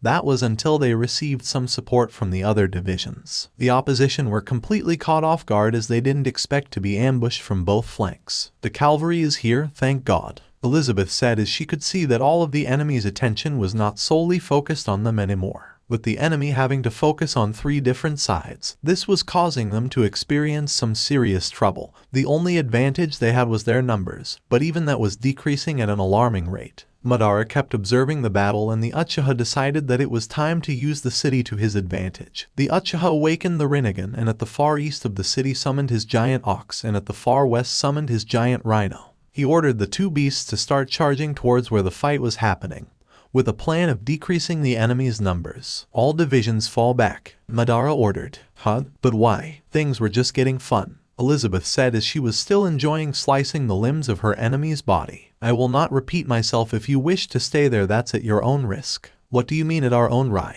Cleopatra didn't finish her question as she and everyone else could sense the big forces were heading their way. All units fall back now, Issei shouted as he could tell what Madara just brought to the battlefield. The soldiers looked to the east and west and could see 2 giant beasts heading their way at full speed, and it was causing them to start losing their composure. Did you not hear the man? fucking run, Rainier shouted. The 10 divisions and their leaders decided to take the advice of Rainier and proceeded to fall back as quickly as possible. The opposition followed the same strategy but quickly noticed that the two beasts were targeting them. If they moved back, the two beasts would slightly change their direction in order to still collide with the army. With the enemy seeing that they cannot outrun the beasts, they decided to stop running and to stand their ground, hoping their numbers would be enough to take on the two raging beasts. As the beasts were edging closer and closer, the enemy decided to split themselves in half and each half charged towards one beast. However, Madara's two summonings were not instructed to attack the enemy. They were instructed to attack the buildings that were surrounding the enemy, and the two beasts did exactly as they were instructed. They bulldozed their way through large buildings and infrastructure that were in the enemy's area. And this was a massive turning point of the battle because the large buildings came crashing down on the enemy, and it was causing their numbers to drop like a sack of bricks. Skyscrapers, hotels, tall office buildings, all different kinds of infrastructure were coming down on the opposition, and it was really not looking good the enemy. Madara summoned the rest of his pets using the animal path, and massacre of the old Satan faction army began. The beasts were going around causing absolute mayhem and destruction for the opposition. All divisions advance, finish them off now. The divisions released one more war cry, then proceeded to join Madara's beasts in the extermination of the old Satan faction's army. The opposition were dropping like flies, with their death count going from the hundreds to the thousands. It was a sight Madara was enjoying, and a factor that gave his army newfound hope and belief that they can win this war. On the other side of the city, a familiar face was watching the events unfold, and she was not happy with what was happening. Damn you, Madara Uchiha. You are starting to become a pain in the ass. Looks like I have no choice. I have to summon those two to join the fight. Katerea Leviathan said to herself. The high-ranking demon teleported to one of the undamaged buildings that were near the battlefield and was utterly disappointed at seeing her army on the back foot. Madara Uchiha. Katerea shouted out loud, and everyone stopped what they were doing when they heard Furious Demon. That demon has returned, so she is the one responsible for this mess. Madara thought to himself. You're proving to be quite the nuisance, Madara Uchiha. First you stop our ambush on the Peace Summit, and now you are interrupting ambush on Kyoto. You truly have forced my hand, Madara Uchiha. I didn't want to summon these two unless I absolutely had to. Well, looks like I absolutely have to. Katerea extended both her hands to her sides, and two magic circles appeared beside her. Come on out, you two. Two figures emerged from their respective magic circle, and for those who were able to identify and recognize the two figures, they reached a level of shock they haven't experienced in quite some time.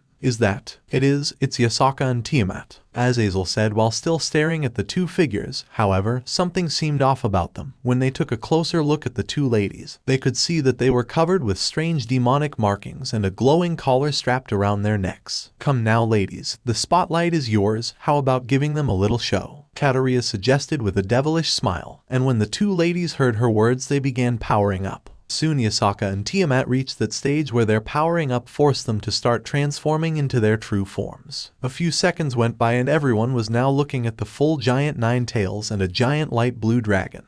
And both Yasaka's and Tiamat's attention was solely fixated on Madara. I'm not done yet, Katerea said, then snapped her fingers and the 3 giant stray devils that were causing terror appeared once again, and they were standing beside Tiamat and Yasaka. This looks bad, Cleopatra said as she could sense the monstrous amount of energy coming from Tiamat and Yasaka. All divisions fall back, this is my fight now, Madara said as he began stretching his neck. Madara's army didn't want to fight with their commander, especially the leaders, as they knew when Madara said those words it's best to get out of the man's way. So they slowly started to back away from the opposition. Madara reverted his eyes back to the Sharingan and used Kamui to teleport himself closer to his opponents. This should be entertaining. Come on out, perfect form Susanoo. In a matter of seconds, the giant blue summoning emerged and was focusing on its opponents, ready to follow the will of Madara. That thing again? Well, this time, it won't be so easy, Madara Uchiha, Katerea said while looking at the majestic Susanoo. The Susanoo versus the 9 tails and Chaos Karma Dragon. This is going to be one hell of a fight, Azazel said as each side was ready for an all-out battle. Disclaimer, I do not own Naruto or Highschool DXD. Speech, do not underestimate the ability of the Uchiha. Inner thoughts, is this what you meant, Hashirama? Jutsu, fire style fireball jutsu. The battlefield was mimicking the characteristics of an abandoned ruin. It was dead silent with not a single person making a sound, or even thinking of making a sound. So is that what Madara used to defeat the Titan? Elizabeth questioned in amazement as it was her first time seeing the full Susanoo with her own eyes. Yeah, that's it. It's kinda crazy that Sensei has something so incredible hidden up his sleeve. I can never get used to seeing the Susanoo, it's just incredible. Issei said in awe. Neither side is making a move, Asuka commented as Madara and the opposition were just eyeing each other. Of course, they are being cautious. Well, I think the enemy is the one being cautious. They know that Madara is someone not to be taken lightly. One wrong move and it could be the end for them. As for Madara, I believe he is just analyzing them, as Azel explained as he was paying close attention to Madara's eyes. This is 5 against 1. Do you think that Madara can handle 3 powerful stray devils, plus Yasaka and Tiamat going all out? Cleopatra questioned. My king will be fine. I can see that look in his eyes. He is fully prepared for what is standing right in front of him, Diana said with confidence. Of course, we would never doubt Sensei.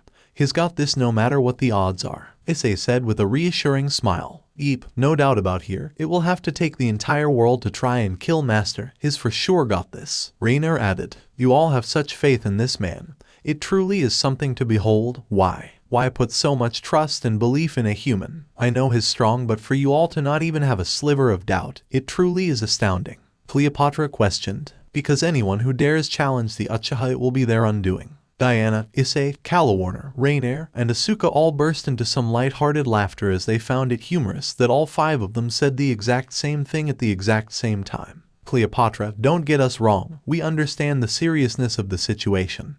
But just watch and see, some way somehow. Madara always keeps finding ways to surprise us and change our opinion of him. After being around the man for 6 months, you pick up a lot of things about. As Azel said, for them to have such faith, let me fully observe what you are capable of, Madara Uchiha. Cleopatra thought to herself. So what's the plan, Madara? Hagoromo questioned. Simple, it is to win Sage. Of course, you would say that it was an idiotic question to ask. However, this is a different obstacle from the ones you have faced before in this world. That may be true, however, the outcome will always remain the same. I will win regardless of the obstacle in front of me. Let's see then. However, I must say that this 9-tailed fox does look like the female version of Kiruma. Hagoromo commented. Who? Madara questioned. Oh yes, I forgot. You probably never realized, but the tailed beasts in our world all had different names that are bestowed upon them. You gave the beasts names. Yes, I did, Madara. It was a way to make them feel more like living beings and less like beasts. More like living beings, huh? Of course, you would do something like that. Yes, Madara, there are more than just animals, but of course, you looked at them differ. They were tools for my goal, nothing more. Madara said, not giving Hagoromo the chance to finish his sentence. I hope that mindset has changed, Ghost of the Uchiha. For peace to be achieved, both strength and love are necessary. Let's see if you really meant those words. Madara chose not to respond. He put his attention back on his enemies, taking in every little detail about them and checking if there are any weaknesses and deficiencies in their stances. The opposition struck first with Tiamat launching straight for the Uchiha with incredible speeds. She tried to use her enormous legs to grab hold of the Susanoo's arms. However, even though she was quick, Madara was quicker in terms of reaction and ordered the Susanoo to leap backwards to try and create some distance between them. The second the Susanoo's feet reached the ground, Yasaka appeared behind the blue summoning. The leader of the Yaokai tired to use her 9 tails to try and subdue the Uchiha. However, Madara anticipated her and used a decent amount of chakra to cover the Susanoo in a strong current of Chidori. Yasaka immediately backed away.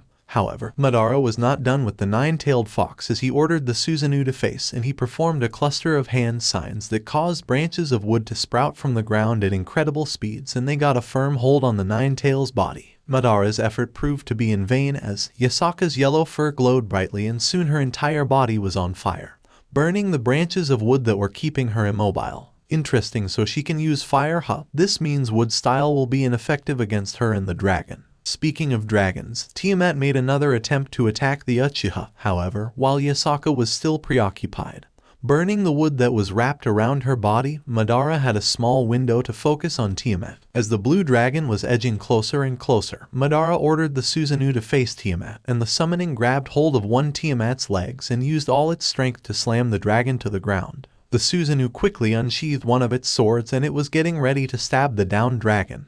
However, the Susanoo was blown to the side as it was hit with a wave of sound from the 3 screaming stray devils. So they can use sound as a weapon, and if all of them group together, just as they did now, it can cause an impressive assault. The opposition regrouped once again and all 5 of them were focusing on Madara once again. Oh, I see now. So the Nine Tails and the Dragon are the main attacking force, and those 3 abominations are their support. If I try to attack the Nine Tails or the Dragon, those 3 will intervene and try to stop me from inflicting damage on their attack by using that sound technique of theirs. So what's the plan of action, Madara? Hagoromo questioned. I need to take down those 3 abominations first. If I can take down the support system of their team, it will give me more of a chance to injure both the dragon and the Nine Tails. Madara, now formulating a plan in his head, decided to release the Susanoo, and he began his descent to a rooftop to a nearby building. What is he doing? What is he out of energy or something? Cleopatra questioned as she was shocked to see the Susanoo dissipate. No, that's not it. I'm not sure what he is doing, but it can't be because he has run out of energy. He is up to something, Azazel said as he kept his focus on Madara's face. What the? Don't tell me he has given up already, Katerea said in a state of confusion and suspicion. Madara finally landed on the rooftop and brought his hands together to form a cross, and within a few seconds everyone could see wood sprout from the Uchiha's body, and it greatly confused them. Soon the pieces of wood began to take form and they jumped from Madara's body. Everyone in the battlefield apart from the Uchiha was in a state of shock as they now saw 25 Madaras enter the battlefield. Good God, I knew Lord Madara could make a clone of himself, but to create 25 of him?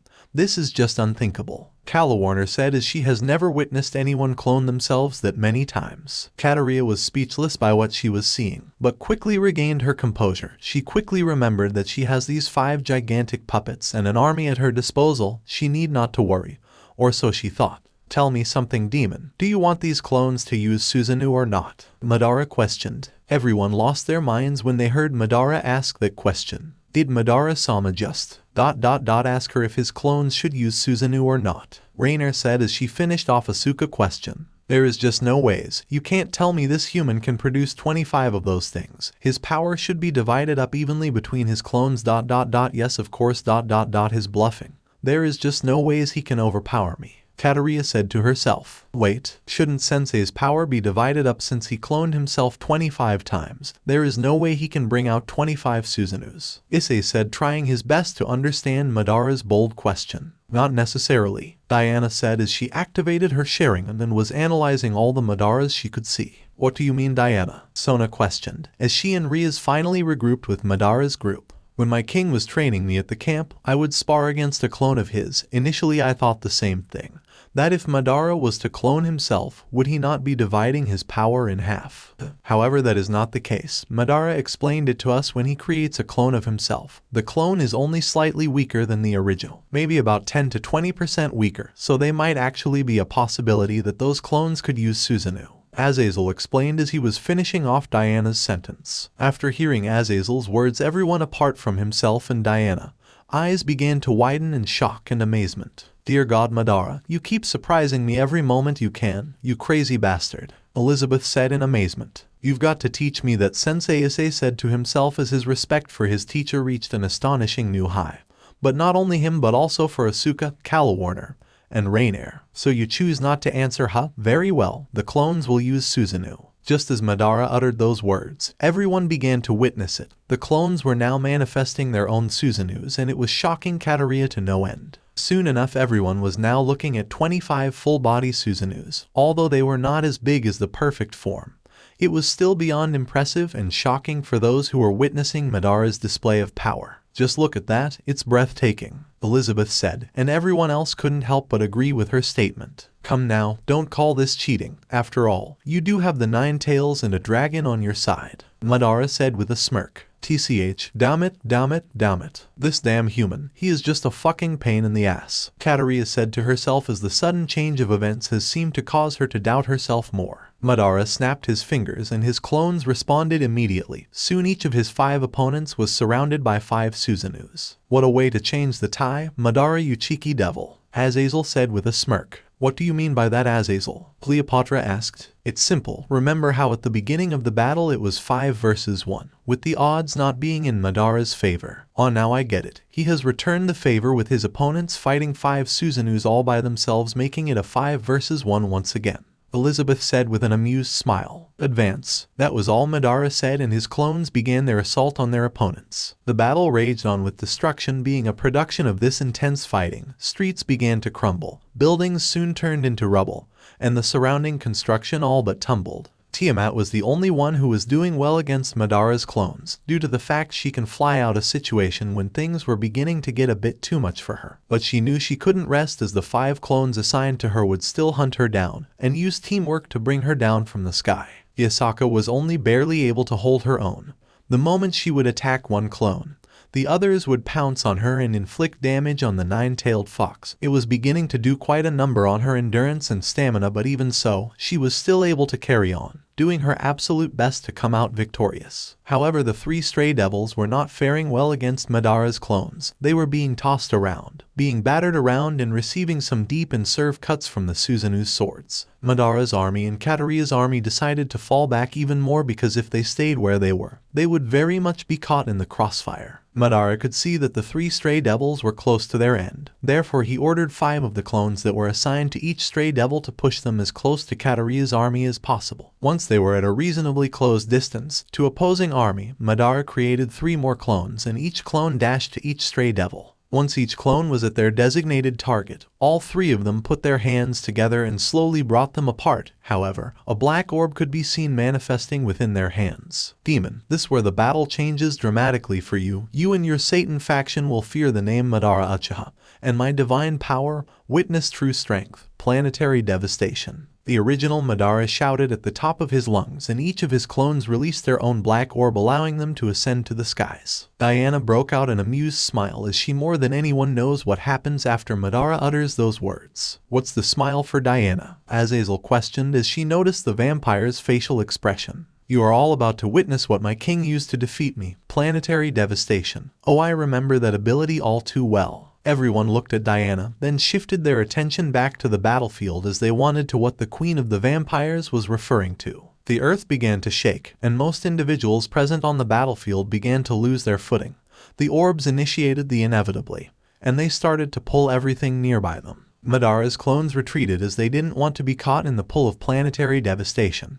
However, the stray devils were not so fortunate, as they couldn't stop themselves from being pulled from each orb that was designated for them. Chunks of the surface, buildings, and constructions were all being pulled with the stray devils, and it was truly a sight to behold for all those witnessing this phenomenon for the first time. A good amount of soldiers from the opposing army could not escape the pull of planetary devastation, and they were being sucked in. Soon enough, the sky was filled with 3 gigantic planetoids, and with the planetoids being composed of living beings and debris. All that was alive in each planetoid were being crushed to death, and soon enough mass amounts of blood could be seen dripping from the planetoids. Everyone just stood still and watched, what they could only describe as something a god can create. Diana was greatly impressed. Azazel was amazed. Cleopatra was shocked. Sona was speechless. Reyes was dumbfounded. Elizabeth was moved by such power. Issei was inspired by Madara's dominance. Asuka was reassured that this man was serious about achieving world peace. Calawarner was in awe.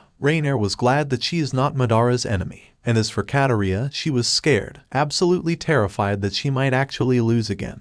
But more than that, she was doubtful, completely doubtful that she can defeat the human named Madara Uchiha. Madara's army was amazed, fully and utterly amazed that this is the power of their commander. For that moment, his soldiers were completely fearless as long as they have him leading them. They truly believed victory was a guarantee. Not yet, they still need the finishing touch, Amaterasu. With Madara's command, the 3 planetoids were set on fire with the infamous eternal black flames of the Amaterasu. No one could anything but watch. Some were even to the point that they couldn't blink because of what they were seeing. Now then, how about we let it rain, right? Demon. Katerea couldn't answer Madara, she was just a speechless statue. I will take that as a yes, Madara said, and ordered the planetoids to make their descent to the opposing army, with the full intention of destroying as many of the opposition as he can. Katerea could only stand and watch as when the planetoids reached her army, their numbers were sinking faster than a rock thrown in a river. Everything was just slow for her. She just watched as she sees countless of her soldiers being crushed, burnt, and screaming in agony and pain. She looked around her and just saw destruction and death. Her master plan was crumbling in a manner she never thought possible. Madara released his 25 clones, leaving only him, Yasaka, and Tiamat left to do battle. Damn it. Y-A-S-A-K-A-T-I-A-M-A-T. I remove your limiters. Go ahead, girls. Tear that bastard from limb to limb. Katerea commanded in an enraged whisper. Katerea snapped her fingers and the collars around Yasaka's and Tiamat's neck began glowing. Soon the two enormous entities were covered with demonic symbols and hieroglyphics. They both released an ear-piercing scream and focused their now red glowing eyes on Madara. They didn't waste time and charged straight for the Uchiha, completely disregarding tactic and solely focusing on killing. Madara broke out his trademark smile and once again awakened the perfect form Susanoo. "Come at me, dragon. 9 tails, show me what you've got," Madara demanded as he too began his own charge to the bloodlusted Yasaka and Tiamat. As Madara was edging closer, he prioritized Tiamat first. With her having the ability to fly, she would be quite a nuisance in this battle. Therefore, Madara ordered the Susanoo to jump and tackle the airborne dragon. Tiamat didn't expect Madara to do that or even for the Susanoo to jump to such incredible heights, and due to the momentum it gained from its charge, the Susanoo was heading her way, and it was heading her way at incredible speeds. The Susanoo hardened its fist and was ready to strike Tiamat in the face. However, just as the Susanoo's fist was about to make contact with the dragon face, the Susanoo was hit from its left side by a building and flew in the direction the building was heading. Eventually, the Susanoo landed and quickly regained its fighting stance. "Oh, I see. That fox used its tails to grab hold of a building and use it as a projectile to stop me from inflicting damage on her partner. HMPH, not bad thinking." Madara didn't have much time to think as Tiamat appeared in front of him once again, and she quickly inhaled as much air as she could in order to strike Madara with as much fire as she could. Fire style, majestic destroyer flame. Tiamat's blue flames came into contact with Madara's orange flames and therefore a power struggle was initiated. To think that Madara has fire so intense it can keep Tiamat's own flames at bay, it madness. Cleopatra commented, "A human's fire versus a dragon's fire. Who would have thought such a thing would happen?" Azazel said, "Impressive, this dragon's fire is doing quite well against my own. In that case, I have to go beyond what she is capable of." Madara said to himself, with him now increasing the intensity of his flames, their appearance now being an extremely bright orange color. Tiamat saw what Madara was doing and decided to also up the ante with her also increasing the intensity of her flames. This caused her flames and Madara flames to constantly go back and forth, with each side trying to dominate the other. Yasaka could see that Madara was too preoccupied with Tiamat, and decided to dash towards the Uchiha with the intention of making a sneak attack.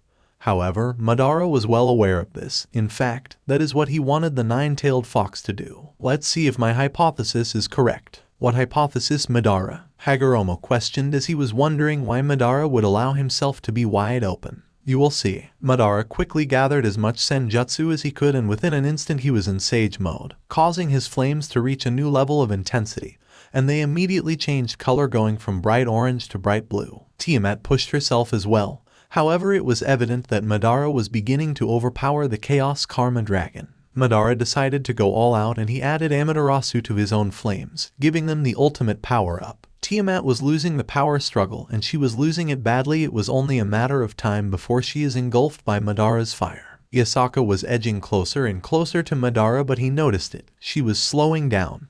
This caused him to smile while blowing his fire. "Come now, 9 tails, prove me right." Tiamat was only a few seconds from being burnt. The dragon was now preparing for the end. With Yasaka seeing this, she completely abandoned the idea of trying to attack Madara and rushed to Tiamat's side, moving as fast as she can to save her partner, and fortunately for she was fast enough to push herself and Tiamat out of the way of Madara's flames. "Ah, just as I suspected." "What do you mean, Madara? What are you getting at?" Hagoromo questioned. "They are protecting each other," Madara stated. "Of course, they would. They are partners. What would you expect?" "No, this is different, Sage." "No, it isn't. She protected her partner because if she would have lost the dragon, their team would lose the advantage." "Incorrect. If their objective was to win, then the 9 tails would have sacrificed the dragon in order to strike me down.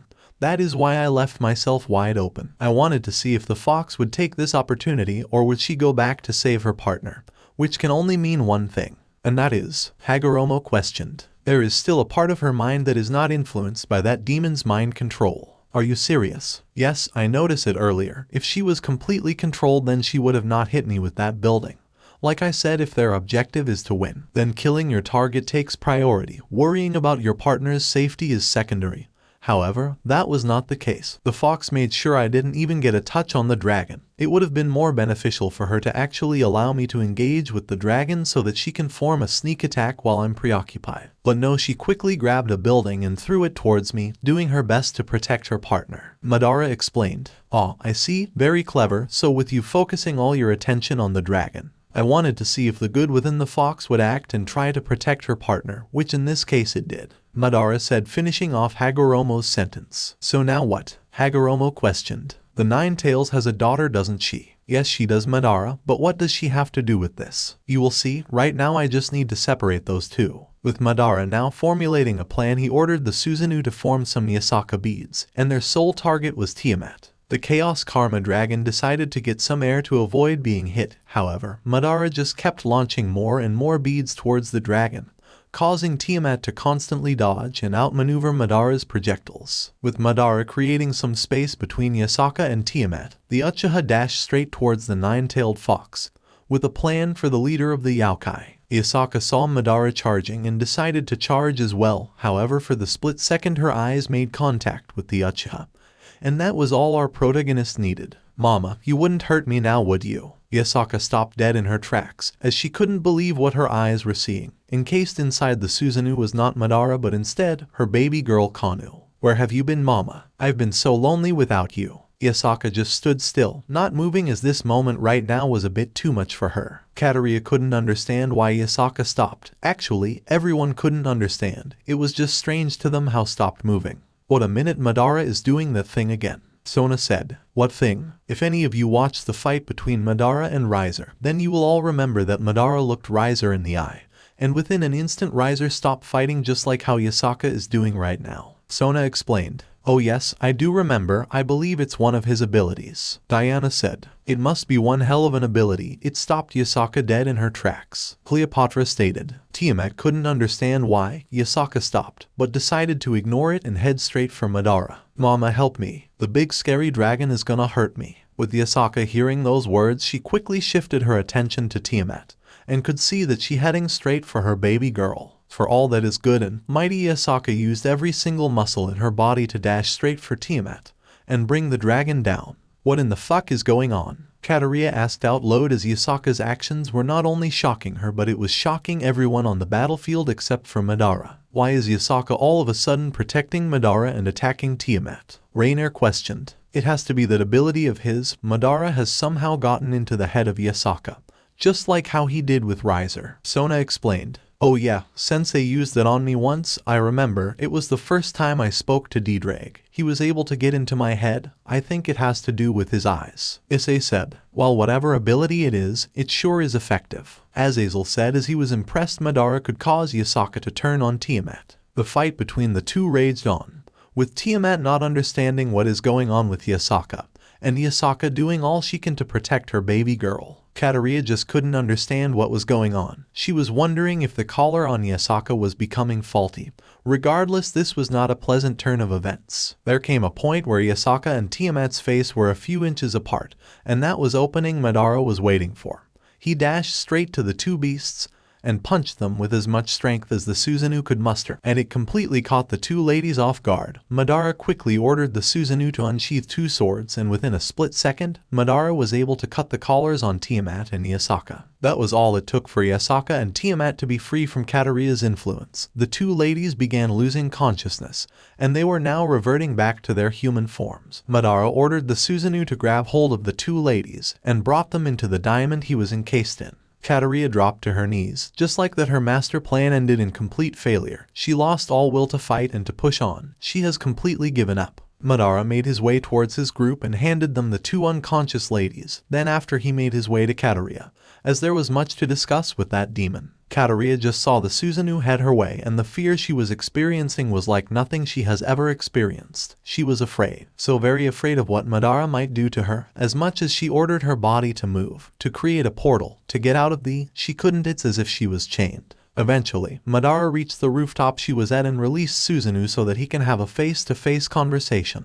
with the demon. What's wrong, demon? I thought you said you were going to kill me. What happened, that confidence of yours, huh? Madara questioned as he was now in front of a kneeling Katerea. She chose not to respond, just deciding to accept her fate. There was no point in opposing the man in front of her anymore. HMPH, very well then, begone demon, Madara said as he placed his hand on top of her head and used the human path to extract the soul of Katerea and gain all the information that she was storing in her head. This, of course, meant that her body dropped to the floor, now being nothing but a corpse. So much information, I will need time to dissect it all, Madara said as he was being folded with tons of information. Times 1 hour later, order was now being exercised with Yaokai army get hold of the situation and restraining any alive soldiers of Katerea's army. They also were taking into account the damage that was done to the city and estimating how long it will take to rebuild. Madara decided to regroup with his group at Yasaka's temple, and he was immediately greeted with praise and affection. As usual, you never cease to amaze us, Madara Uchiha, Azazel said while smirking at Madara. Damn it, sensei, you are so cool. You have got to teach how to do that cloning thing of yours, Issei requested. I'm glad you made it back safely, big brother, Asia said with a gentle smile, then got close to him to give him a full examination. Child, I am not injured. You do not have to examine me, Madara said. However, his words fell on deaf ears as Asia continued to check her older brother's body for any potential injuries. Young Asia making sure her older brother is alright. It really is adorable, Elizabeth stated as she now made an appearance. It's annoying, Madara responded. He immediately felt a sharp pain on his right arm as Asia was pinching him for his comments. You did your job. Now let me do mine as your little sister, big brother, Asia said. Yeah, you are not gonna win this fight, my king. Unfortunately, you have people that worry and care for you, Diana said as she too made an appearance. Eventually, the whole of Madara's group appeared and inevitably chatting commenced. I'm assuming the Nine Tails and the dragon are resting and recovering inside the temple, Madara questioned. Yes, that punch you gave both of them knocked them out completely, Azazel said. Oh, I see. Either way, I will speak to her later. I shall be departing now. I want to go over the information I collected from that demon, Madara said. Well, if you are going, so am I. I'm not really a student of Ku Academy, so I don't really belong on their field trip, Asuka said. Me too, my king. Where you go, I go, Diana said. I suppose we should leave as well, Cleo. We not really high school students, Elizabeth. I hope you guys can still enjoy your field trip, even though half the city is destroyed, Asuka said to Issei and Asia. Very well then, let us depart, Hyaudu. Asia, we will see you when your trip is over, Madara said, then prepared himself to use Kamui. Wait. Everyone quickly shifted their attention to the temple's entrance and they could see a fully conscious Yasaka in a yellow kimono. Won't you all please come in? There is much to discuss, especially you, Madara Uchiha. There is no way I can allow you to leave without having an interaction with the man that not only saved me but my city and faction from certain doom. Who, so you are able to stand, huh? Madara questioned. That's only due to the healing power of your little sister here. A punch like that would have at least had me unconscious for a few days. Very well then, let's see what you want to discuss about Nine Tails. Please, call me Yasaka, the temple's master lounge. Firstly, I would like to offer my gratitude and appreciation for your intervention. If it wasn't for you, all my city and my people would have surely crumbled, Yasaka said as she was bowing before everyone who was involved in the salvation of Kyoto. Madara, no response. Azazel, anytime. Yasaka. Elizabeth, I was looking for some fun and I got some. Cleopatra, I was watching out for this idiot, but of course I would help. Yasaka, you and I go way back. Issei, not a problem. Asia, it was our pleasure. Asuka, I was bored so I just followed them around.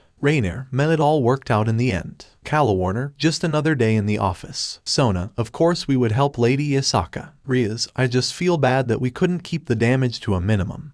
But hey, it was out of our control. A special thanks goes to you, Madara Uchiha. I heard from my assistant that you ordered my army and it was due to your leadership that the tide of the battle was able to change. In Kyoto's favor, I am forever in your debt, sir, for protecting my city, my people, my daughter, and of course freeing me from that hell. Raise your head, woman. That's more than enough, you do. Madara was not able to finish his sentence as Kunou came barging in, and she was running with the sole intention of tackling one person. Everyone thought that she was going straight for her mother, however, that was not her target. Her target was a certain long, spiky-haired individual. Papa, Papa. When Kunou reached Madara, she jumped and gave the Uchiha an affectionate hug. What did you call me? Madara questioned in a state of confusion. Papa, Kunou said with a bright smile. Me, a father, has this child lost her mind? Madara thought to himself. Brat, I am not your father, or would even come up with such an idea. Madara questioned. No, you are my papa. You saved mama and brought her back to me. Only my papa would do such a thing. Amused smiles and laughter. It would seem that my daughter has taken a liking to you, Madara Uchiha. Yasaka stated. Well, this is interesting. Hagoromo commented. You are enjoying this, aren't you, Sage? But of course, Madara, welcome to fatherhood. Hagoromo said with an amused tone. Me a father. It never once occurred to create a child, and now this brat wishes to take the role of my daughter. What can we say, Madara? This is the result of your new will. Love attracts. To her, you performed a loving act. Therefore, she has decided to love you. It was the same with Hashirama. Remember how everyone loved your friend? Of course, I do. He was even elected as the first Hokage. Madara responded. It was for his loving acts, and now it looks like it's your turn to receive some love for your actions. Madara just remained silent and pondered the words of Hagoromo. It was now his turn to receive some love for his actions. Hey Papa, don't go just yet. Please stay a little longer. I want to be able to spend time with both you and Mama. Madara still remained silent, his words echoing in his mind. For peace to be achieved, both strength and love are necessary. Let me finish my conversation with your mother, child. Madara requested. Although that was not the answer Kunou wanted to her, she let go of Madara and allowed him to continue his conversation with Yasaka. You must know the reason why I came to Kyoto in the first place, Yasaka. Madara said as shifted his attention to the Yaokai leader. Of course, the Dragon's Gate, right? I want access to it. Madara demanded. Done, it's the least I can do. Anything else? An alliance with your faction. Madara continued. As if I was gonna let you walk out without even attempting to form one. Of course, Madara Uchiha. Anything else? An introduction to the Shinto goddess Amaterasu. Madara concluded. Yasaka raised her eyebrow at that request. It was something she wasn't expecting from the Uchiha. The last one, I cannot fulfill, Yasaka said. How come? I was told you were friends with her. Even so, I still cannot guarantee it. Amaterasu is like a free spirit. She does as she pleases, and also she has a strong animosity to the male gender. Only a select few males can request an audience with Amaterasu. Forgive me, Madara, but your last request is something out of my power. What do you mean by animosity to the male gender, Yasaka? Azazel questioned. Amaterasu has not had the greatest of times with men. Her relationship with her brothers is proof of this. The bond those three share is out of obligation, not out of love. They meet and talk as it's their responsibility as Shinto deities. Apart from that, their relationship with one another is non-existing. Is that all? Madara questioned. Not really. Let me go in depth. I'm sure that you at least know a good amount of Amaterasu's origin.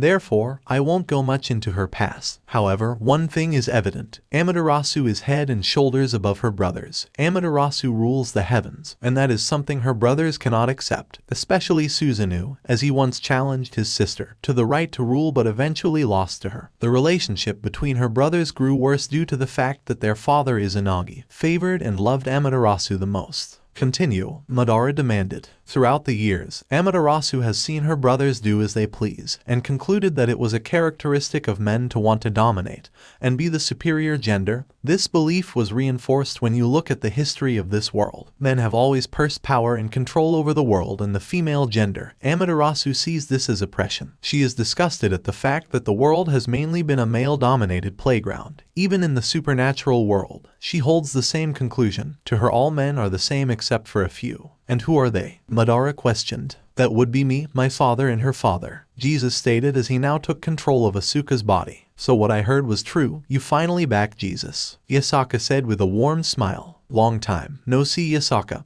Hope you have been doing well, and yes, I have finally returned. I've been well, Jesus, but yes, what the Son of God said was true. Only 3 men have Amaterasu's absolute respect. Jesus Christ, God of the Bible, and her father Izanagi. There are a few more she can tolerate, but it's those 3 Amaterasu wouldn't mind sharing a laugh with and spending the day with. For the rest of the male gender, you are all the same to her, oppressors of the world and women, selfish creatures that cannot accept women as your equals. Interesting, Azazel said. I suppose so. Unfortunately, my friend cannot see that all men are not monsters. So you see, Madara, asking Amaterasu to meet with you is asking for the impossible. The only way I can think of you gaining an audience with her is by you grabbing her attention. She must be interested and see it as worthy of her time. However, keep doing what you are doing. Eventually your actions will attract her. She is well aware of who you are. But you still have not interested her enough for her to want to speak to you. She just sees you as another powerhouse, making a name for himself in the supernatural world. HMPH, I see. Very well then, I won't waste my time chasing a biased goddess. Madara said. That would be smart. Yasaka said. There is no point in staying here any longer, I shall be departing. No papa please, don't go just yet. Kunou begged. Leaving so soon, I was hoping that you would stay for the festival. Yasaka said. Madara narrowed his eyes when Yasaka said festival. What festival? Madara questioned. A festival for the salvation of Kyoto. It's a way to rise the spirits of the people. And besides Madara, there is someone who also wishes to speak to you. The dragon, isn't it? Madara questioned. Well, there goes the surprise. But yes, Tiamat wishes to speak with you as well as you, Red Dragon Emperor. Yasaka said, now shifting her attention from Madara to Issei. Me? Why me? Issei questioned in a state of confusion. Seems as if she has unfinished business with your partner, isn't that right, D-Drag? Arg, don't remind me, D-Drag said as he spoke through the sacred gear. So what do you say, Papa? Are you gonna stick around for the festival? Please stay, I would love to show you my kimono. I don't have time, foe. Oh come on, Madara, have some fun once in a while. What's the harm in staying for a little festival? Elizabeth questioned, not giving Madara a chance to finish his sentence. Yeah, come on master, have some fun for a while. Rainer suggested. A festival does sound nice. Asuka said as she has never experienced a festival in Kyoto before. Asia, yeah big brother please, please. Just stay for the festival, please. Azazel, yeah why not Madara, how about you take a break, you have been moving non-stop. Diana, it would be a nice way to unwind my king. Hagoromo, come now Madara, enjoy yourself, you've earned it. Everyone did their level best to try to convince Madara to take a load off and enjoy himself, at least for the festival.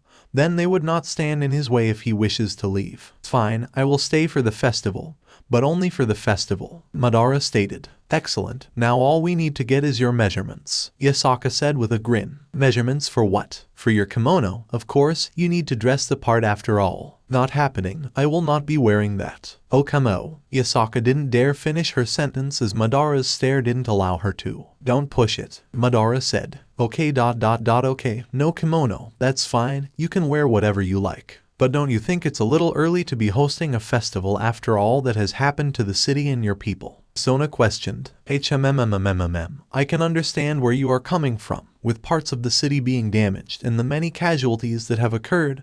However, the festival is for the salvation of Kyoto, but only that. It is a means to honor all those that have lost their lives today, to always remember them. We understand that mourning is a natural thing to do. However, we also believe in celebrating a life that has parted. The other reason for the festival is to raise the spirits of the people, and bring a sense of comfort and hope back into their lives. As for city, don't worry about that. I have very capable yokai under me, that able to repair all the damage in an absurdly short amount of time. I see, Sona responded. A few hours later at the festival, fireworks, celebration and joy were in the air as the people of Kyoto united for this special occasion to remember and celebrate the lives of their fallen brothers and sisters, mothers and fathers, friends and lovers. It was, of course, a sad day with all the disaster that has happened, but it was also a special day as the city was saved by a group of outsiders who did all they could, and for that these outsiders were treated as heroes and celebrities. To honor them, various parts of Kyoto that was being repaired would be named after them, from streets to buildings,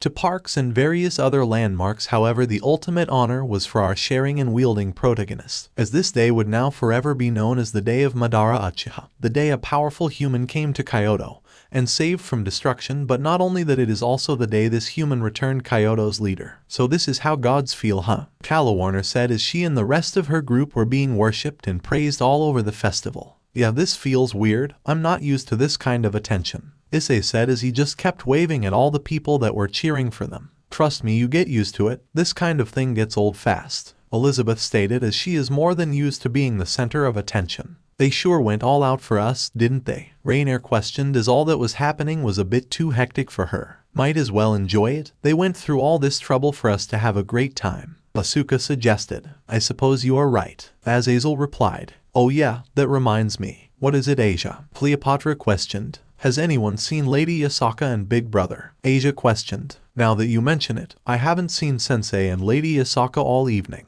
Issei said. That's because they are together. Yasaka wanted to have a private conversation with Madara, Azazel said while accepting some food from a local I wonder what they could be talking about, Elizabeth questioned while accepting a bouquet of roses. It must be something important if they have to have it in private, Diana said with her giving a loving hug to a little girl who ran up to her with a bright smile. With Madara and Yasaka. Madara and Yasaka were currently on top of a hill that was overlooking the festival. However, they were not completely alone as Kunou followed them to the top of the hill. Currently, she was being carried by Yasaka as she grew tired and sleepy. The day of Madara Uchiha has a nice ring to it, wouldn't you agree, my hero? Yasaka questioned with a teasing tone. I couldn't care for such things. Praise is not a priority to me, Madara said while overlooking the city. Yasaka was amazed that this man was receiving the love of a hero, the praise of a champion, the glory of a warrior, and he doesn't really care about it. Most humans she knows would do anything for the position Madara is in, and yet it was nothing to the man that was beside her. So tell me, woman, why have you brought me here? Yasaka shifted her attention to Kunou and could see that her daughter was sleeping peacefully in her arms. She smiled at that,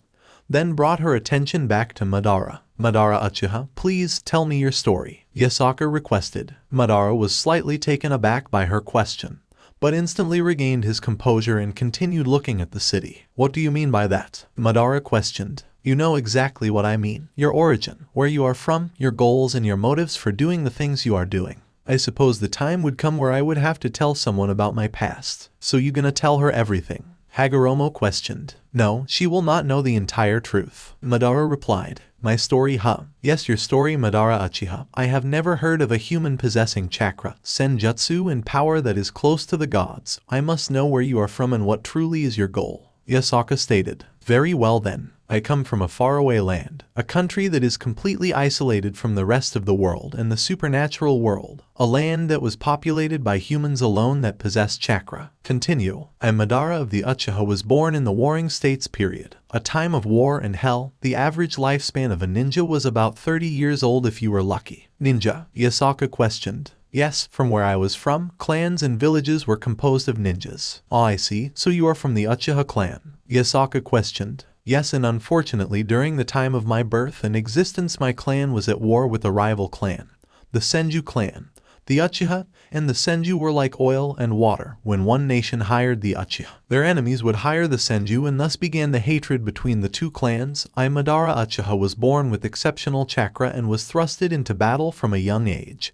And it was there I saw the accursed hell known as war. From a young age... you were already experiencing... war. Yasaka questioned in disbelief. She was visibly shaken from what Madara has just shared with her. Like I said, it was war. Children were often thrown into the feud between the Uchiha and Senju, and as a result, many young boys and girls died. I myself was the eldest of 5 sons, and by the age of 12 I had already lost 3 of my younger brothers. Yasaka was visibly shocked at what Madara has said. She couldn't believe such a story could exist. No mercy was shown even to a child. It wasn't uncommon for an adult to brutally murder a child of a rival clan. It was war after all, and I have seen it with my own eyes. I remember the death of my youngest brother and how the Senju left him a bloody mess. You poor thing, Yasaka said. After the deaths of so many of my brethren, I grow tired of the fighting. I just wanted it to stop. Therefore I resolved myself to protecting the only younger brother I had left and instill peace, not only between the Uchiha and Senju, but to all ninjas. I never wanted a child to experience what I went through. However, the future doesn't always go the way to want it to go. Time passed. I grew stronger, however I couldn't protect my younger brother. I was ultimately manipulated, and I failed in creating my dream for peace. Yasaka couldn't help but shed a few tears at Madara's story. It was too overwhelming. So what happened to your people? They're extinct. I am the only surviving member of the Uchiha. That is why when I left the land of my birth and came here, I grew to understand the situation in the supernatural world, and I am still learning more. With this information, the flames of my dream reignited once again, and I decided this time I will do all that I can to foster world peace, Madara said while looking at his right palm. What happened to the country that you came from? And all the other humans that possess chakra? They are all gone. Only I, Madara Uchiha, remain in this world, Madara said, now looking back to the city. More tears fell from Yasaka's face. Aren't you lonely? Madara didn't respond and just kept looking at the city. So what makes you think that this time you will be able to achieve world peace? Yasaka questioned, seeing that Madara didn't want to answer her initial question. 2 things. 1. The combination of love and power. The first time I tried to foster world peace, I believed power was the only true necessity. I was wrong. I was missing the other piece. 2. I tried to do things by myself. I never had a group of followers this large before dedicated to my goal. I'm beginning to understand that I will need others to achieve my goal. I was narrow-minded. However, this time, I will do things differently. That's why you wanted an alliance with me, Yasaka presumed. Yes, a friend of mine once told me that I didn't have to do things all by myself. After the death of my brother, I wanted no one to stand behind me or even beside me, believing that power was the only partner I needed. That's what blinded me, manipulated me, damned me into failure. It's only now that I understand that I needed love as well, to have both strength and love. That is my answer now. I now believe that I can achieve my dream properly this time. Yasaka just stared into Madara's eyes and could see the determination the Uchiha held. It was something she couldn't help but be drawn to, a man with a dream. I believe you can do it, Papa. Madara and Yasaka shifted their attention to Kunou, who had her eyes open. Kunou, how long have you been awake? Yasaka questioned. I have always been awake, Mama. I just pretended to sleep so I could hear Papa's story as well. Sneaky little brat, Madara said. Kunou forced her mother to release her, and the young yokai made her way to Madara and looked up into his eyes. I really do believe in you, Papa. I watched how you were able to control the army and save the city. It was something special, like a fairy tale story. But I saw it with my own eyes. You were amazing, the kind of person I want to be like, a hero, Kunou said, then took hold of Madara's right hand. Madara was once again stunned at the admiration this child held for him. Their interaction brought a smile to Yasaka's face. She has never seen Kunou take such a liking to someone apart from Yasaka herself. But she too can see it, that Madara Uchiha was indeed a special person. If anyone was to be Kanou's father, Yasaka would be more than happy for it to be the man standing right in front of her. I know you can do it, Papa. This time you will be able to make your dream come true, and I will be there to cheer you on, Kunou said with a bright smile. Madara's eyes widened slightly when looking and listening to the child. Such belief, what's with this brat? It's the same love you experienced from Asia, Hagoromo stated. Madara's mind rewinded the clock and it flashed memories of the times Asia showed such affection to the Uchiha. You really have chosen me as your father, haven't you, child? Madara questioned. 100%. I wouldn't want anyone else to be my papa. You are strong, smart, cool and kind. You are the only person I will accept to be my papa. The only one, Kunou said with a determined face. HMPH, very well then. I see you have made your decision and will not waver from it. You know, with you being Kanou's father, that would make you my husband, Yasaka said as she went to Madara's other side and took hold of his left hand. Yasaka and Kunou Uchiha, I like the sound of that, Yasaka said while looking at Madara. Fireworks. All three of them looked up into the night sky and saw that the fireworks show has begun. Wow, it's so pretty, Kunou commented. Madara paused for a minute to really grasp what was happening around him. He looked to his right and saw a young child. With a gleam in her eyes, a sparkle in her smile, he could tell that she was happier than she ever has been in the past. Next, he looked to his left and saw a beautiful woman beside him, with faith and hope in her eyes and a sense of joy and comfort in her smile. He could see it. He was the cause of these two strong emotions. He shifted his attention back to the fireworks, and his famous words began echoing in his mind again. Strength and love. Sorry to break your little moment, Madara, but I know Sage, she is here, Madara said. She really has taken a liking to you, hasn't she? Hagoromo questioned. She did say she would be watching me, Madara said. It has been a while since we have encountered her, if I am not mistaken. The last time you came into contact with her was before the Peace Summit, right? Yes, it was, Madara replied. What do you think she wants? Hagoromo questioned. I can tell she is not here to attack me. This isn't the place. The situation would not work for her. As strong as she is, she knows that I can be dangerous. There is no way she can win easily. If a fight was to break out, all my followers would be on alert and would assist me.